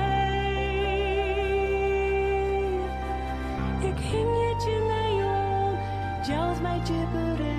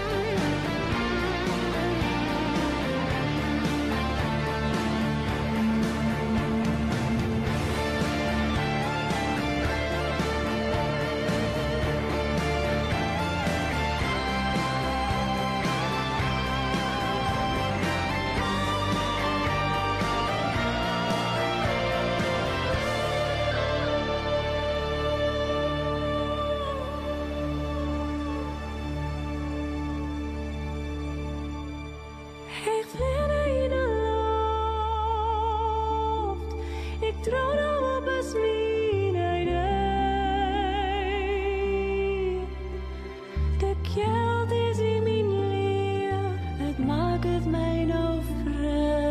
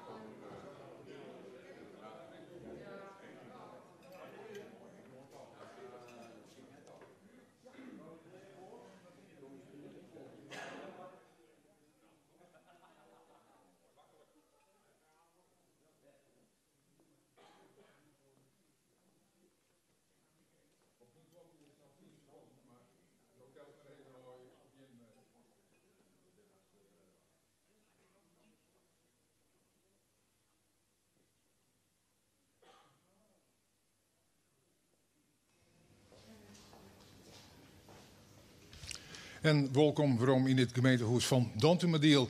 Dat we al een uur kunnen gang binnen met een listloekersdebat. Want zat je hem weten, de gemeenteraadsverkiezingen staan er rond te komen. Waasje is de grote dag, maar meesten die het vanwege de drukte liever op een oormoment stemmen willen. Gewoon stembureaus binnenkiepen op Manje en Tiesje. Ziet je even uit welke dat binnen. Want kom in elk geval. Er wordt toch dat misschien maar de helft van alle mensen die het kiezen mij. Ik kom zullen. En dat is ook griezelig spietig. We hadden het jeder van de morgen ik al beneemd. Er zijn op dit moment situaties in de wereld aan de gang waarin nog eens duidelijk wordt wat het betekent als er geen echte democratie is. Als je maar mensen haar gang gaan litten die misschien hele verkeerde bedoelingen hebben. Koester je de democratie, meid je dus gebruik van het democratisch recht en kom te stemmen. Maar op waar, Jerk jou zuiver vregen. Nou, daarvoor ben we dwaande om er wat helderheid in te krijgen van wat Dantumadiel onbelangrijk. We hadden al de nodige stellingen en kwesties van die keer speel je besprutsen. Daar geef ik nog even mee terug, want er leidt nog in een stelling. En dadelijk heb ik nog een ronde waarin de listloekers een waar u dagen kennen op een onderwerp naar keuze. Nou, dat doen we mij wat publiek hier in de kantine van het gemeentehuis. Mij op de achtergrond, net al in het listloekers, maar ik nog eens de rietseel. Wat eigenlijk het wichtigste plak van de gemeente is. Want net de Wargemaster, met alle respect wat sommige mensen denken, is de baas van de gemeente. Maar dat is de gemeente Rieën. Dus het is echt wichtig dat we deze mensen mij zwaar uitkiezen. En misschien is voor jou wel heel bepalend hoe ze denken over de wenningbouw. Want daar speelt op dit stuit een crisis. Ik woord er graag over met Gerben Wiersma van de ChristenUnie en met Joran Jager van BVNL. En, nou ja, dan wordt even Foeske op de ouderwetse manier, dus net met een box, maar op de ouderwetse manier. Mooi dat ik weer ken trouwens. De stelling. Omdat er een grote behoefte is aan betaalbare starterswoningen, kiezen we voor concentratie van efficiënte woningbouw in de grotere kernen. Mij oren worden van net oeral wat, want dat is net efficiënt, dat is te duur en dat wordt te lang. Maar concentreren in de grote kernen, kan je meer tegelijk bouwen binnen mensen die erop wachten, jij er helpen. Wat vind jou? Ik vind dat net een goed idee, want ik vind dat er in alle dorpen mogelijkheden wezen, maar van mensen met een leger inkomen, die daar goed keer per kabel eigenlijk kennen, of die van hier wenningen afhankelijk binnen. En met wijken in het dorp wat men graag wil. Nou, dat is een mooi uitgangspunt. Dat vies zo vast ik. Ja, eigenlijk sluit ik me daar compleet bij ons. Je moet er natuurlijk geen wenningen nodig binnen. En net alleen concentreren op de grote plakken. Maar ook voor de lietse plakjes zoals Reertje, Grinsen, Mageers, neem ze al maar op. Dat er gewoon goed keerpen en goede wenningen binnen. Ja, aan de andere kant, je kan natuurlijk ook zeggen, liever een wenning in een dorp verderop dan heel dol geen wenning. Dat is natuurlijk, ik zei, het is ook wel wat puzzelen. We moeten ook goed naar onze ruimte zien. We willen net alle groene velden volbouwen met wenningen, dus we moeten daar secuur mee omgaan. Maar we proberen, en dat past ook in onze wenvisie, zo we elkaar praten, een goede mix in alle dorpen. Maar ik net zo wijs dat mensen met een leger inkomen alle op een bultje waaien, en mensen die een goed inkomen, maar een hoger inkomen die op moorplak een bultje waaien. En oud en jong, wij willen zoveel mogelijk een mix hebben in alle dorpen. Maar elke niet een liekese kansen, dat is mooi, en de dwarpen een liekese kansen, maar ja, de brood zocht er wat oor ziet. De jongen met de dikste beurs, die had het vat uitkiezen en de rest net. Hoe kan je dat sturen als gemeente? Nou ja, je stuurt nou een beetje op het antwoord van wie moeten bijvoorbeeld 30% van alle wenningen moeten voor je eigen inwoners wijzen. Maar wie vinden gewoon iedereen moet de vrijheid hebben en hetzelfde keuzemaatje kennen om een wenning te keerpen. En ja, er zijn meestal maar een wat dikkere beurs, maar dat komt ook omdat de prijzen gewoon enorm stegen binnen. En ja, dat betekent dus dat misschien mensen uit de eigen gemeente dat hoe is net keerpje kennen dat ze heel graag gaan willen. Dat ze met haar huishouding, haar vestigje willen. Maar dat in de woorden rieke stjonkert uit het westen de hoezen gewoon van de noord wegkaapt. Ja, maar ja, we zitten hier met een vrije markt en het komt steeds meer voor dat gemeente, provincie en landelijk alles bepalen willen. Oeralregeltjes, hier een regel, daar, neem ze allemaal maar op. Maar ja, het is nou eenmaal de vrije markt en dat is heel vervelend, ik weet het, maar ja. Dat moet je dan maar accepteren dat dat zo is, of kan je dat toch wat sturen? Ja, er is best wel wat aan het doen. En er is ook vraag en aanbod. Doordat er krapte is op de markt, binnen vluggen die prijzen omheen. Dus wij moeten zorgen hier dat er volle meer kabels komen en troststroom komt. En daar ben ik druk met wanden. Het probleem zit er eigenlijk net zozeer in. We hebben wel groen, we hebben al plan. Er is iets van 300 kabels. Waar zit het op vast dan? Het zit hem nou vooral op de organisatie nog vast. Er moet bestemmingsplannen maken worden. Er zijn procedures die worden lang. Wat een gegriem. Even trop pakken. Troproezenblinder. Ja, maar daar zit je met het probleem, er is tekort aan mensen. Wij zitten hier met een maar dat komt omdat je hem zelfstandig wezen wil met zo'n Lietse gemeente, met zo'n Lietse apparaat. Dat willen wij graag. We willen een Lietse apparaat, want doordat het zo grut is alles stroperig en wordt de vislang bij jou hier bezig. Jo, zitten er bent er meer mensen voor. Ik dat, maar wij kennen mij ondernemers en bedrijven die dit soort werk ook prima uitvoeren. Dus dat doen we nou eigenlijk ook al. Alleen ja, wij willen dat volle meer doen en daarvoor hebben we een Lietse organisatie nodig. Maar die generatiegenoten, die het nou gewoon op een slipkamertje bij het en met hem thuis zitten, die het zo graag op haarzelfs willen. Wat voor perspectief kan die bieden als het dadelijk in de gemeente die zit? Ja, we moeten gewoon zien wat mogelijk is. De wenningbouw gaat door sociale huurwenningen en Lietse wenningjes, zeg maar. Dus we moeten echt goed met die mensen in gesprek. Waar kunnen we hiermee helpen? Waar kunnen we hem ruimte bieden? Ja, ook een vastzetje. De gemeente moet zelf als een soort wenningcorporatie bouwen op plakken dat oren dat litten. Ja, op zich altijd mij zou dat prima wijzen, maar volgens mij dat net meer. Volgens mij de gemeente net functioneren als wenningcoöperatie. Nou, ik heb begrepen dat je wel een soort van wenningbouw. Ik wil even helpen. Ja, nou ja, de RVP had een aanvalsplan wenningen. Een huisvestingsverordening, bij die als gemeente Rieën in vaststellen met alle partijen om voorrang te gaan. Mensen die een sociaal-economische binding hebben bij deze omjouwing. Ik ben ook wel benieuwd hoe de partijen daarin staan. Dus volle meer het stuur nemen van, en net alles maar aan de merken litten, maar zelf initiatief nemen. Ja, je wordt troddij zijn dat zo denkt dat net mij. De wethouder die het nou even listloeker is, die zit misschien nog sterker in dat dossier. Als je dat willen, dan kan je dat met een verwarring best regelen. Ja, dat zou misschien kennen, maar de gemeente is natuurlijk net een wenningstichting en dat mag ik net willen. Voor mij is dat heel goed regelen, daar zijn gewoon specialisten die dat kennen. En wat wij wel eens een idee hebben, we hebben hier een groot gebouw, die staat voor de helft leeg. Wij willen graag eens onderzoeken van kun je hier een vleugel afsturen en dan kun je misschien flexibele wenningen inbouwen. Dat soort oplossingen, daar hebben we de komende tijd voor. Wel creatief nadenken, maar dat aanvalsplan zat de FNP, dat provinciaal vallijn had er ben je net voor. Nou, klinkt mooi, maar het is best heel ingewikkeld. Er wordt ik in soort gemeenten praat over zelfbewoningsplicht. Dus dat een huis alleen nog maar verkocht worden mij aan iemand die er dan ik zelf weinig gaat. Ben je hem daarvoor? Nee, vrijheid zit bij u best wel voor. Dat vinden we gewoon belangrijk. En zijn plicht, ja, als een ouder nou, die had wat zin. Die wil een huiskeepje voor jezelf meer in de 20 of zo. Maar dat mij net, omdat hij dat toch weinig had. Ja, die plan, ik zou daar gewoon geen heiling. Nou ja, het kan misschien wel het proces keren dat rijke mensen uit het westen hier komen om die betelbare renten vol te kapen. Ja, dat zou we misschien wel kennen, maar nogmaals, ik ben heel bot voor de vrije markt.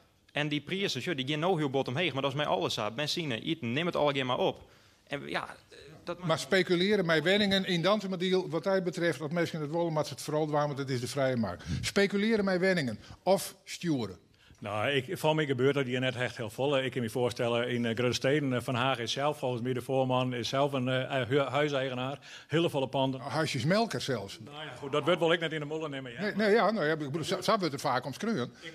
Ik denk dat dat vooral in de grote steden afspeelt. En hier binnen ondernemers die best wel mooie plannen dwang kennen. Als gemeente is dat dus rol ik net, de beving ik net goed in. En hebben misschien de meeste zelf niet eens voor. Dus we zijn wel afhankelijk van ondernemers. Maar hier ben toch echt heel volle zelfbouwers. Gewoon jonge mensen die de handen uit de mouwen steken en die door een slag gaan, daar maar we gewoon kavels van te krijgen.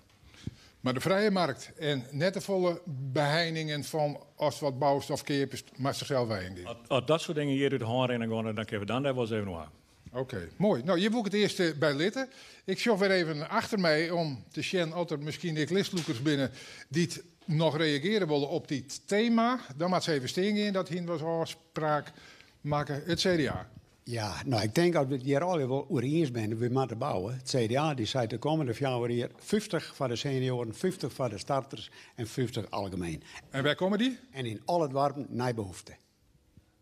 Gemeentebelangen. Nou, daar ben we het dan in elk geval wel over eens. Wat de gemeentebelangen zei, is dat de structuren die in de Aran terugjaren opbouwd binnen in die dorpen, verenigingsleven, kerkenleven, squallen, neem het maar op, die zijn gebouwd op een bepaalde capaciteit. Als je alleen nog in de grote dorpen bouwen gaan, dan loop je die lietse dorpen leeg, want de jeugd gaat daarbij, en de grote dorpen groeien. Betekent dat de squallen van Broeksterwaard te liets wordt, te groot wordt bedoel ik, te min bijen erop zitten in de toekomst en dat in dan wordt de squallen helemaal stroomt en dat er weer uitbreid worden moet. Dus wij vinden dat een slecht idee. We vinden bouwen in alle dorpen op een gelijkwaardig niveau naar behoefte. Ja, ik heb wat orendebatten die en daar waar het generaal vrij enthousiast reageert op de plannen van de FNP, dat aanvalsplan wonen, omdat elke keer natuurlijk wel verneemt dat er sprake is van een crisis en dat hoe meer grip wat je daar ook krijgt, hoe liever als je het hebt. Naar aard, schaal en karakter bouwen, dat zijn dan termen die in dat plan staan, die het orenpartijen echt spontaan oernamen. Toen dacht ik dat je de goede kant op, maar het land hier in Dantemadiel nog net, had ik het idee. Nee, dat klopt, want het verbaast me echt dat de heer Wiersma zei van dat er hier in dit gebouw, het gemeentehuis, dat je wel plak voor wenningbouw is, terwijl je eigenlijk zegt van... Vleugel, hè? Ja, maar wie wil een zelfstandige gemeente worden? Dus moeten daar de ambtenaren dan op een slipkamer bij die appartementen zitten? Ja, die werk je van een paar thuis, dat weet je ook wel. Oh, saai. Ja, nee, duidelijk. Nee, prima. En dan word je daar wat in hier, had ik begrepen. Ja. Dus dat komt al je wel kleren. Zo apen en beren dat ze net binnen. Nou, dit is het onderwerp van de 1-op-1 debat dat we hierbij afsluiten. Dat wil net zeggen dat we nou ophouden met de discussie. Het is ik net zo dat er hier sketten wordt, daar voel ik ook even wat. Dus meidje, je hebt geen zwargen. Ik wil juist bij het debat in Smellingelaan. Daar hielden ze voor de zekerheid toch maar even beveiliging in hier. Vanwege allerlei bedreigingen die er in de richting van de rietsleden die hem binnen. Nou, hier word ik wel eens hudden broekt, maar ja, we ben hier in de woorden verzeld. Dus wij weten wel dat op waarde te schatten. En het is mooi dat we hier, ik had even stevig en desnoods mij gestrekt been erin gingen. Dat we er altijd nog genoeg respect voor hebben. Dat de dooie gewoon hier op steen kan. Dat is mooi mijn naam. Ja, de 1-op-1 debatjes, dat betekent dat mensen nou de kans krijgen om een orenkandidaat listloeker uit te dagen. En we gingen gewoon het ritje maar even deel. Ik zou zeggen, kom erbij. Het beltje mij nou trouwens net meer broekt worden, zit ik vond hem dadelijk maar even bij. Waar zo'n jou u dagen willen en waarover? Ik wil de heer Van der Ploeg wel uitdagen en dan over de zelfstandigheid. Nou, dan komt Van der Ploeg er even bij. Wat wil jou hem van de voeten gooien?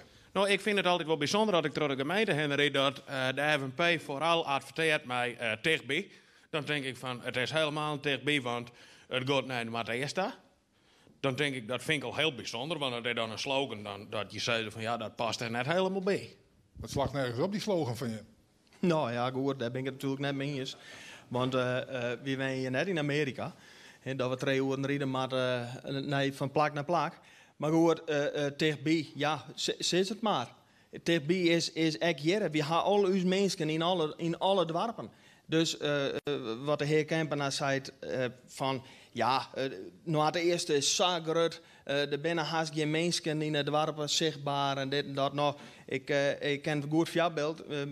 Persoonlijk dan even dat mijn heid met mijn zware bos ben. En die zei ik dan echt van...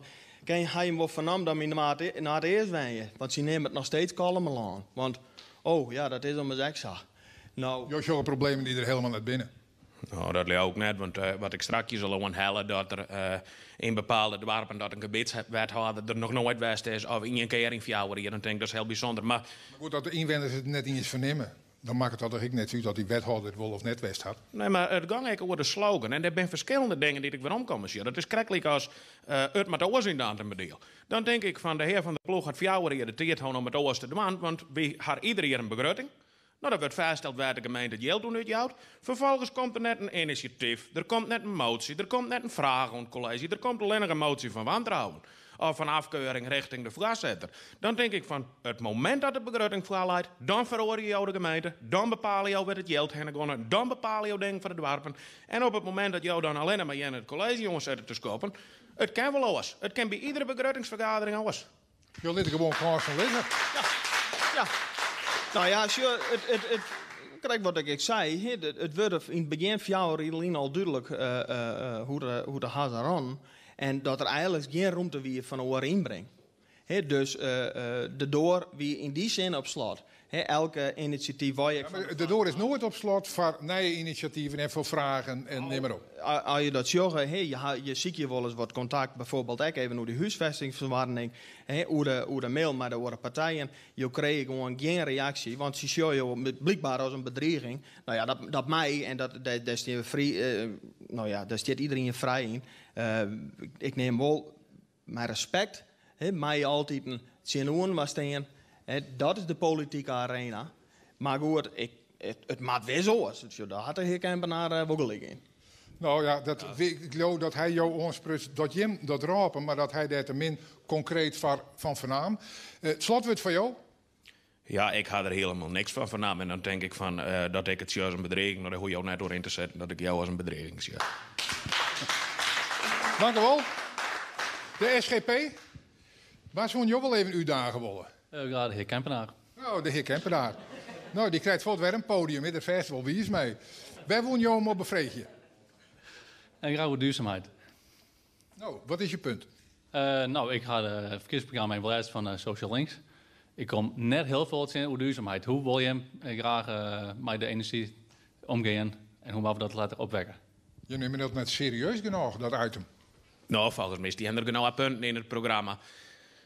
We hadden als gemeente iedere keer in een rij. Want dat kan je ook waarom ze in de laatste 4 jaar eerst laten dat we het een belangrijk punt vinden. Bijvoorbeeld de biodiversiteit, het bermbeheer. Dat we zijn of we met eerst zien dat we de daken vollezen. Dat we daar de gesprekken voor gaan.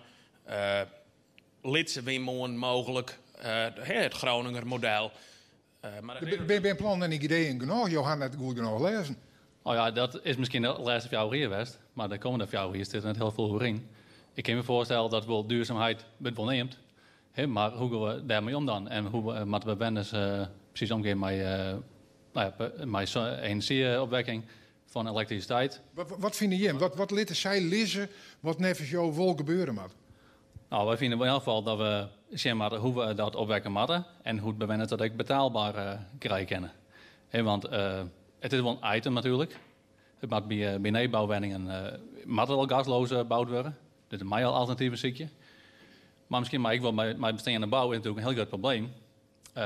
Hoe bewijs dat betel je maar. Ga je daar ideeën voor? Nou, even aansluiten daarop. De woningbezitter die komt nu in een situatie dat enerzijds zo duur wordt dat de investering heel gauw uit kan. En die kan het vaak wel financieren. Wat je onjoegen, die snelle beurs. Ik denk dat dat gewoon een belangrijk punt leidt.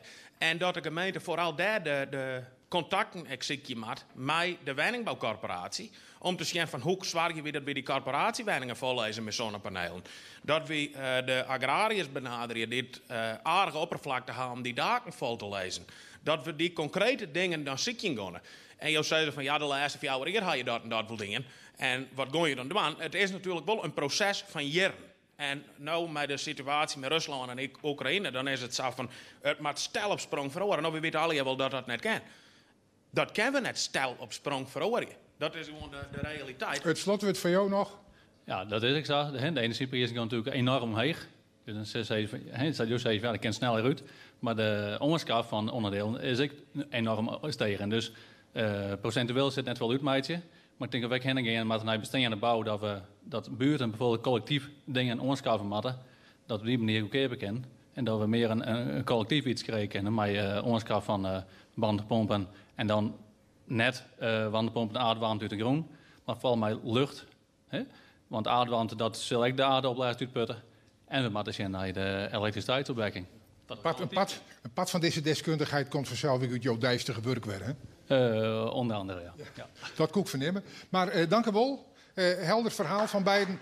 En ik had het idee dat ze waar misschien uiteindelijk ik nog wel vinden. Ja, ik zou zeggen, kom er maar bij om in mijn u te dagen. ChristenUnie, waar word je u daar? Van de ploeg. Je had of sjaal trouwens oordien, om vanwege de warmte, maar net vanwege de zichtbaarheid of zo. Nee, ik ben zeker wel zichtbaar. Wat won jou de FNP verwieten, vallezen, de erenwoskje, zit het maar? Nou, verwieten, dus die oriënteert een aantal opmerkingen in de krant. Daar wil ik even wat vragen over stellen. En de ene wie van de gemeente die gaat heel veel rugzaken aan onze inwoners. En de tweede wie de gemeente had al een periode volle meer rugzaken dan zoals. Ik wil graag van de heer van de ploeg weten, kan hij één rugzak nemen die wij ongeveer met het 10 inwoners? Nou, die eerst maar even. Nou, mensen die benaderen, ik ben Volksvertegenwoordiger, die zitten hier al hier natuurlijk als Volksvertegenwoordigers, als raadsleden. Mensen benaderen mij van dat er een rechtszaak speelt tegen de gemeente. Je kan het houden, een bestemmingsplan, een geurverordening en dergelijke. En dat op een gegeven moment dat de mensen zeggen van, nou, ik wil geen privacy even, want dat vind ik al even. Dat vind ik heel correct, want anders zie ik dat je zei. Maar goed, dat er een bepaald onderwerp komt en ik zeg van wie gaat won. En we gaan er gewoon vanuit dat de gemeente, dan gaat het echt naar de Raad van State, dat die net in heger beroep gaat. Dat hier ik verwachten. En dan gebeurt dat wel. En dan kom ik even weer om op dat stukje vertrouwen.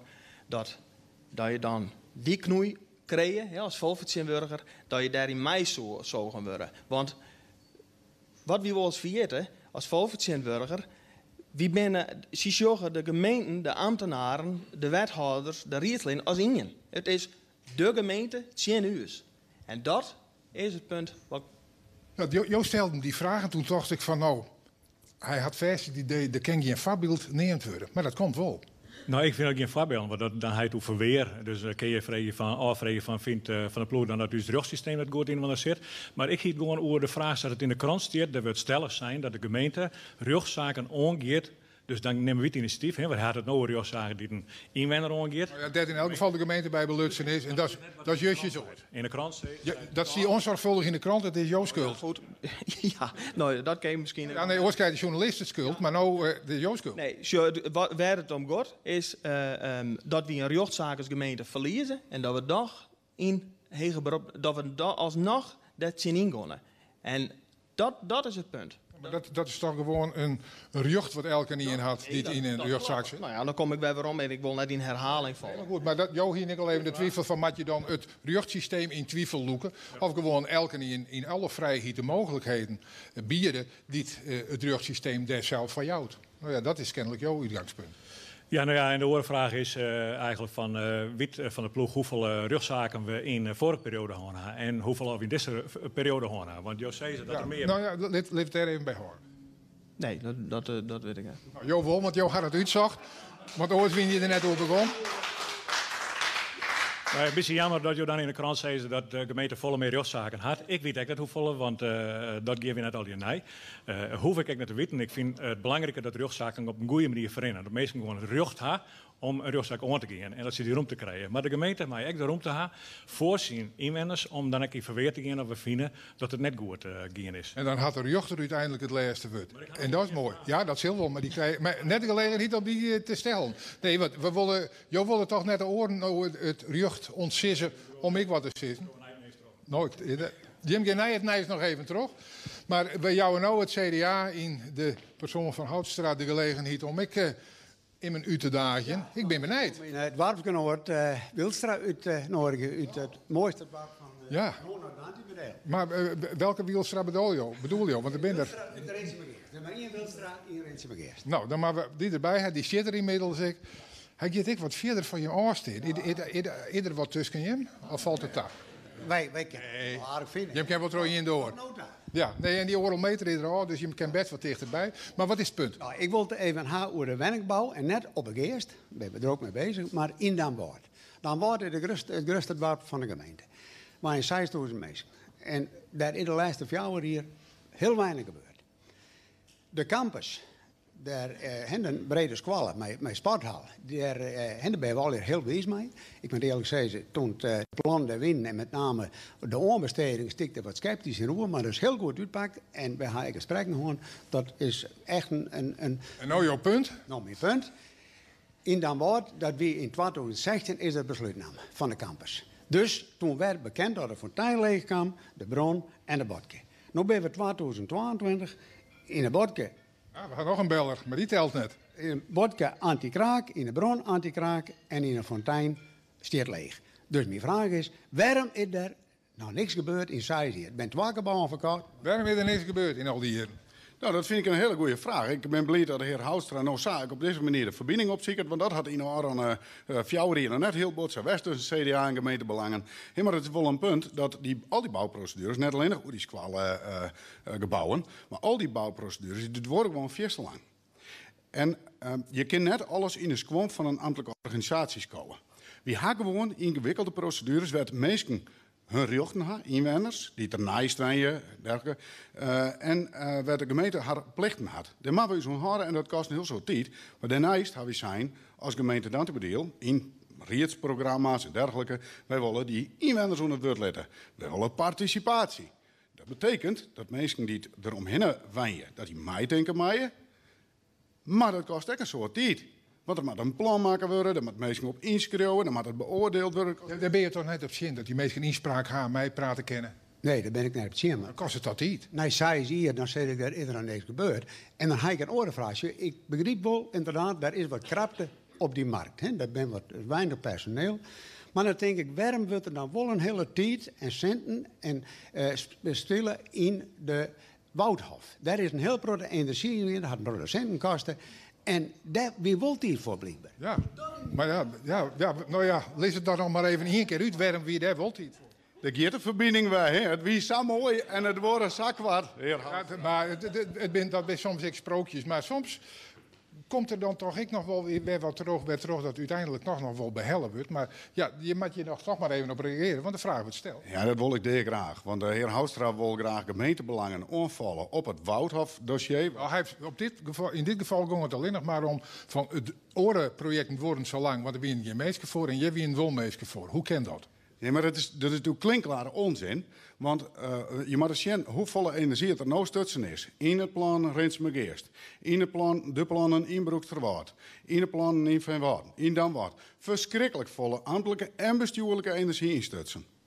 De Woudhof is net oors. Ja, in die zin dat er volle minder ambtelijke energie instutsen is. Omdat het een initiatief van een ontwikkelaar uit deze gemeente wie.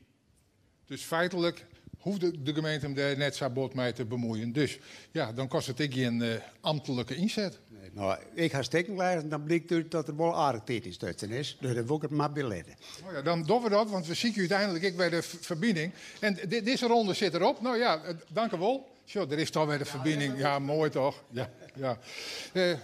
Nou, dit zit weer mooi op, want de volgende U-dager, ja, we gaan het CDA Hoornwiels, dat is feitelijk geen Joost Steenblauw kennen. Ik moet wel dan de grauwe oorkant. Oh, dat mij. Ja, viel je beter thuis aan deze kant? Nee, want de U-dager zit er heel tijd aan deze kant. Oh, dat maakt het mij niks uit, maar jou, het mij, hè, waar word je erbij gaan? Nou ja, de heer Houtstra heeft om je ook wel Steenblauw kent. Ja. Nou, hoe kan het nou dat mij dat net vernuvert? Maar kom er maar weer bij, Houtstra. Geven we de kant van de verbinding op of zie je we het conflict? Wij zien even waarom naar het verliezen en dan zie je de verbinding op voor de toekomst. Zullen we het zo doen? Nou, als dat kent binnen die 3 minuten die te vastjeert, graag. Oké, en het gaat over eerlijkheid en vertrouwen van onze gemeente, maar ook vanuit de politieke partijen naar zien mensen staan. En wat ik even nog naar orde stellen wil, is de stemhulp. En de heer Houtstra shirt me aankomt, denk ik. Want dit is natuurlijk net een heel mooi verhaal van het CDA. Maar mensen in Dantebedeel die hun keuze nog bepalen moeten, die gaan die stemhulp invullen. En vervolgens dan moeten ze een keuze maken. Vinden ze het belangrijk dat Dantebedeel zelfstandig blijft? Of vinden ze het belangrijk dat Dantebedeel met kruis getekend in de maat eerst? En bij de vorige verkiezingen had CDA zijn plan uit. Wij willen fuseren. Bij deze verkiezingen zeiden ze dat wij. Maar als mensen de stemhulp invullen, dan komen ze bij het CDA correct onder het midden uit. En vorige keer op neutraal. En dan vraag ik me af, had het CDA een fout maken? Had het CDA moedwillig de boel manipuleerd? Of had het CDA zich misschien gewoon vergist of twijfelt het CDA erop? Of misschien is het ik wel een... Want dat is een optie die ik nog even een trajectje wil. Of is misschien gewoon een fout in het softwareprogramma. Maar hij hem dat mee opzet, zin manipuleert? Nou, ik vind het een hele technische vraag. En ik wil eigenlijk voorstellen dat de heer Wilster dat even schriftelijk stelt. Want nou, dat lijkt het mij hier aan de debattafel een min-idee. Om hier ik nog schriftelijke vragen in te changen. Ik ben er 1 op 12 net op antwoordje. Ik heb geen idee. Nee, maar je wordt de suggestie wekt van je haar in die stemwijzer wat manipuleert om er beter uit te komen. Is dat zo? Ik weet niet dat de heer Wilster dat zo bedoeld had. Misschien moet hij dat even beter uitlezen. Maar het is toch ook een externe partij die stemwijzer maakt. Daar kan politieke partijen toch alleen maar hun visie heen sturen. En dan maakt het die externe partij die... Nee, dat klopt niet. Nee, we kunnen dus een standpunt in tekst insturen en daarna maar we de score per onderwerp onjan. Of helemaal net maar eens, of heel bot vol maar eens, of ergens in de midden. En het CDA had nou onjan, we zitten correct onder de midden en vorige keer op de midden. En dat Houtstra zei van, ja maar, ik weet het eigenlijk net. Nee, maar goed, het gaat dus om een technisch verhaal. En dan is nou de vraag, want dat is feitelijk wat je weten willen. Ben je hem op het heden minder... zeg maar, het zelfstandig blijven als jouw Rielien? Nee, laten we heel duidelijk werden. Wij zijn net voor het zelfstandig blijven. Alleen in uw keuze is er wel een tweedeling. Uw eerste keuze is fuseren met Noord-Eerst-Friesland. Waarom? Dat is louter... Ja, nee, daar gaan we doorheen. Precies, fusievergoeding, et cetera. Een tweede keuze, en dus zijn we op zich echt net negatief zijn hoor, een herverdeling. Gedeelte naar Noord-Eerst-Friesland, ga ik door Danboord in de omgeving, West-Rijn, 8 Kaspelen, Veenwoorden, Reetsjerk, Veenwoorsterwolde. Opheffen die boel. Herindelen. Dat is uw tweede, daar staan we net negatief in. Dus mogelijk, maar ik weet het net, ik ben net betrokken geweest bij die dingen, dat technisch daarin verweven zit en dat het daardoor wat minder is. Nou, het zou we eens kennen, maar het lijkt erop dat er toch wat verschoten is in die fjouwerier. En dat hindert helemaal niks, want wat nooit van mening verhoord, had nooit nijtocht. Dat klopt. Maar we gaan een interview gewoon bij Omroep Friesland van de radio. Mij, de tweede panelist van het CDA erbij, Hilbrand Visser, en mijn persoon. En dit onderwerp heb ik direct op een orde gesteld. Ik heb me net aan de indruk onttrekken, heer Houtstra, dat Jo dat interview net jet had. En dat Jo toen net dacht, maar laat ik dan maar eens in mijn ijsje in, als het wel klopt wat we invullen. Nee, maar goed, het gaat net zozeer hoe je dat invult en hoe en wat. Maar uiteindelijk, wat er mee bedoeld wordt, en dat hebben we nou vregen. En daar had Houtstra een reactie op, jong, van mogelijk had het er mee te krijgen. En daar zie je het mee dwaarmaten, wat is er onder zit erop. Dank u wel, heren. Nou, Ferry komt erbij, Ferry van der Ploeg. Wat zou ik aan die orenkant staan, want ik loop er net in je voor je. Maar waar woon jullie daar? De SGP. De SGP. Nou, die komt er even bij. Je mij na de uitsturing verder discussiëren. En de verbinding ziet je. We praten nou eerst even over het onderwerp dat de FNP onder water stellen wil. Nou, de SGP die roept natuurlijk al heel lang dat de zelfstandigheid van deze gemeente te waarborgen. Hè? Dus die wil absoluut net fuseren. Maar per 1 januari 2024 dan houdt de geerwerking mij na het eerst op. Ik ben benieuwd hoe de SGP al een plan had om binnen 2 jaar hier weer een ambtelijke organisatie op te stellen en hoe ze dat doen kunnen.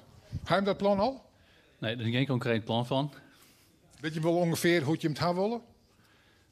Ongeveer wel. Dat is meer de samenwerking zit je mij over mijn Noord-Friesland onder andere. Bij mijn eigen buurtgemeente. Ja, nee, maar dat moest nou correct ontvlochten worden, want dat was geen succes. Nee, dat werd ontvlochten vanuit Dokkenbij, zeg maar. Vanuit het Noord-Eerst zei je van ja, de samenwerking houdt op, dus dan stap je ermee. Maar ik heb wel zit je weer naar verbinding met die gemeente, met de zuidelijke gemeente, de oostelijke gemeente, om te zien van waar kunnen we dan aan samenwerken en misschien kunnen we juist dingen uitbesteden met lokale ondernemers. Maar een concreet plan, dat wie de vraag, dat leidt er dan net. Ga je hem dat wel?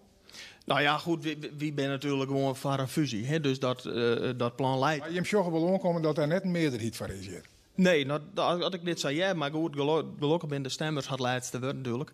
Hey, maar ik jij de heer van de SGP, de heer van de SGP zou ik zeggen, maar ze zijn van ja, wie komt maar gewerken met andere gemeenten om ons heen en dergelijke. Ja, nou heb je natuurlijk, de FNP had binnen alle omringende gemeenten net hun contacten. En die jou eigenlijk zo duidelijk aan, wie hebben een probleem, we staan er helemaal net op te wachten. Om dan te met deal, of ze maar een mooie bruidschat met hem, maar goed, per oude kleden hebben we misschien wel mij kennen, want daarin het volle mee. Maar je had er net volle vertrouwen in dat als die datum er is, dat het dan wel goed komt en er een goed evenwichtig alternatief leidt. Like het zo is het risico dat het op een groot fiasco rent, dat is nogal groot. Ja, zorg je dat gevaren valt op de slag daar? Het is ook de vraag van hoe het in de oorgemeentes het zien hoe duintemodel. Ja, dan wie het misschien wel een idee wist om dat op het tijd ik al vers eens even een beetje te vernemen van hoe leidt dat er. En als je zit van ja, we gaan ook geen plannen, we moeten het nog maar eens even hoe nadenken. Misschien ken dat wel. We weten nog net hoe ze erop denken. Ja, had je hem graag willen, hier dat nou al inzetten kennen. Nou, werkelijkheid, ik denk dat de neerie daar voor het wagen maar een maat. Omdat heel snel wordt de handen en voeten te aan. De neerie, daar gaat het over. Ja, het slotwoord nog. Nou ja, goed, dan zit er een behoorlijke uitdaging om dat even in 24 maanden kleed te krijgen. Nou, een beetje uitdaging gaat een woord maar net uit de wijbel. Kom op, man. Mooi, dank u wel. VVD komt er nog even bij in de persoon van Alle Wielstra. Waar woest u dagen? Wielstra van gemeentebelang. Die hier in de Wielstra zijn de oren. Ben je familie trouwens? Nee, van mij net. Oh, door zij zit ik mij een zucht van gelukkig net, maar... Dat valt hè. Maar wat was het val is? We lezen in de krant dat gemeentebelangen heel vaak het woord boeren neemt en dat ze er van de boeren binnen, zelfs het boeren verstaan. En we vragen ons af wat gemeentebelangen mij dat boeren verstaan als lokale partij dwang wil om boeren te helpen die ze nooit uitkeepstenen met het eigen op de natuur. Nou, zo is het maar. Ja, dat vind ik echt een hele leuke vraag. Leuk op inhoud. Allereerst een compliment trouwens. Dat je hier stierst net als lijsttrekker, als het ware. Politiek echt nog helemaal nee. Ik vind het echt heel knap. En wat gaat gemeentebelangen dan voor de boeren? Als eerste een goed aanspreekpunt wijzen. Als je naar de website van gemeentebelangen gaat, dan zie je daar een telefoonnummer van een wethouder, van een bestuurslid, van een raadslid. Die kun je benaderen om ideeën uit te wisselen. Wij willen het graag gaan met de boeren over een omjouwingsvisie. Want wij gaan als gemeente net over alle regels die de boeren omgaan. Ik ben er wist van dat het een heel stuk beter is voor de boeren, maar het is niet net zo. Maar wat we willen is dus die boeren voldoende inspraak aan bij die omjouwingsvisie. Want er worden ingrijpende keuzes maken. Altijd ook hier klimaatadaptatie, wat belangrijk is, hoe natuur. Net ingewikkeld, hè? Klimaatadaptatie. Ja, steeds heftiger worden de buien. We gaan in de Westerensjoen dat het Sikkermahoes onder water zie. Verschrikkelijk verdrietig verhaal. Mensen gaan maandenlang uit de hoes matten. We willen zorgen dat het water gauw voortkomt naar het oppervlakte. Er zijn verschillende ideeën en mensen zijn bereikbaar. Ik kan overal willen graag met de boeren mij praten en mij denken. Stelt u dat gerust? Ja, dat stelt me gerust. Dat gaat goed, ja. Nou, het stelt hem gerust. Nou, ik hier eigenlijk verwacht als dan zijst. Want dat zei een betoefd politicus. Nou, dat zei er nog wel, maar dat is nog maar zeer de vraag. Want wij van de VVD. Dus beziek je dat nog even. Kom op. Is het boerenbelang bij hem beter veiliger in handen als bij gemeentebelangen? Ik denk dat we er jaren heel heen komen kennen. Zo, de verbinding wordt zo. Nou, dank u wel. Nou, Joran, kom erbij. Ja, BVNL zwaagt op een heel soort plakken van vuurwerk in de discussie. Misschien dat we dat als slotronde van deze ronde ik nog krijgen via die. Waar was erbij haar? Nou, dat denk ik net, maar ik wil graag wethouder Wielstra ervan roepen. Nou, wethouder Wielstra is je net, maar listloeker Wielstra is je wel. Maar dat mij ik wel, hè? Nou ja. Ongeveer hetzelfde. Ja, dat is eigenlijk het probleem wat ik er wat mee heb, Wielstra. Ik weet niet dat jou dat je in dat je als wethouder toch een hele oren verantwoordelijkheid, een hele oren pet op haar dan als politiek leider. Ja, en dit is echt volle leuker wat je hier doet. Want als ik daar zit in de rietje, met de rietje noem mee, dan ken ik lang net alles zeggen wat ik eigenlijk zeggen wil. Maar ik niet wel eens even op het tong bieden. En Jerk is gewoon helemaal eerlijk. Hoeven je net te praten met de handrem erop. Die hebben we net trouwens. Maar goed, wat is die punt? Nou, mijn punt gaat over vertrouwen. Want ik weet net precies met welke partij dat weer. Maar de weersekreter die zei, er is heel volle vertrouwen in de gemeentepolitiek. Nou, als ik dan zie naar de statistieken, in de jaren 70 ging 90% te stemmen. En nu is het nog rond de 50. Dus ik zou zeggen, dat vertrouwen is het totaal niet meer. Ja, dat ben ik toch wel helemaal met Joran eens. Dat het vertrouwen dat het voortapt. En hoe komt dat? Ja, het is net alleen het vertrouwen, het is ook een heel negatief beeld wat van de oerhiet ontsteert. En als je nou zegt naar de Haagse politiek, die toch op een belangrijke manier associeert wordt ook met de gemeentepolitiek, het is al je politiek. Er worden kwetsbare groepen, mensen die in grens wonen en hun huis helemaal kapot is van die aardbevingen. Toeslagen, ouders, die worden zo verschrikkelijk bot in de steek laten door die oerhiet. En wij zijn ook oerhiet. Dus wij zijn debat om dat beeld. En terwijl we er helemaal niks om dwang kennen. Ik denk dat we daar met de gemeenteraadsvergaderingen een protelijst van krijgen. Nou, mogelijk had deze uitsturing en geerkomsten er vast waren dat het vertrouwen een beetje weer omkomt. Wat zou je zelf nog dwaan kennen om dat vertrouwen te vergrutsen? Nou ja, even niet zo, Joh, ik krijg de microfoon bij, maar dat wie net het punt wat ik wil maken. Het punt is, de heer Wielstra als lokale partij, wie als negenpartij, ik wil eigenlijk, kan we nou een tasseizing maken dat we de komende 4 jaar echt geen verbeteringen in de geloofwaardigheid van de riet eerlijk wijzen en ook een luchtig coalitieakkoord bij de meesten weer op vertrouwen kennen. Dat is mijn punt. Nou, is dat met jou op te redden? Ja, dat is een hele tasseizing. Ik denk dat uw college, net beslist werd ik inzet naar uw college, deze gemeente daar al 4 jaar lang haar best verdiend had. En ik ga er echt verstrijden, samen met de fractie van gemeentebelangen, met de andere partijen waar we mee werken kennen, dat het beeld van dat beeld positiever wordt, dat mensen meer vertrouwen hebben kennen, dat we dat echt verdienen van uw inwoners. Dus we gaan nog meer naar de warmte. Hast je vertrouwen dat dat goed komt? Ja, maar is hij een concrete tasseizing? Ja of nee? Yes. Mooi. Nou, dat is nog een jaar, maar het budget wel hetzelfde. Mooi, dank u wel. Nou, hier weer zitten jongens, want het ziet het om een aanronding. We blijven mooi binnen de tijd die er verpland weer. Er zijn een soort uitspraken die zijn nu dan even stevig, maar dat jet er ik bij in het debat. Maar wel, aan de andere kant, ik weer de verbinding. Zijn nu dan even de box en mensen die het even voesken. Dat jou toch wel weer hoop voor de toekomst toen je zitten willen.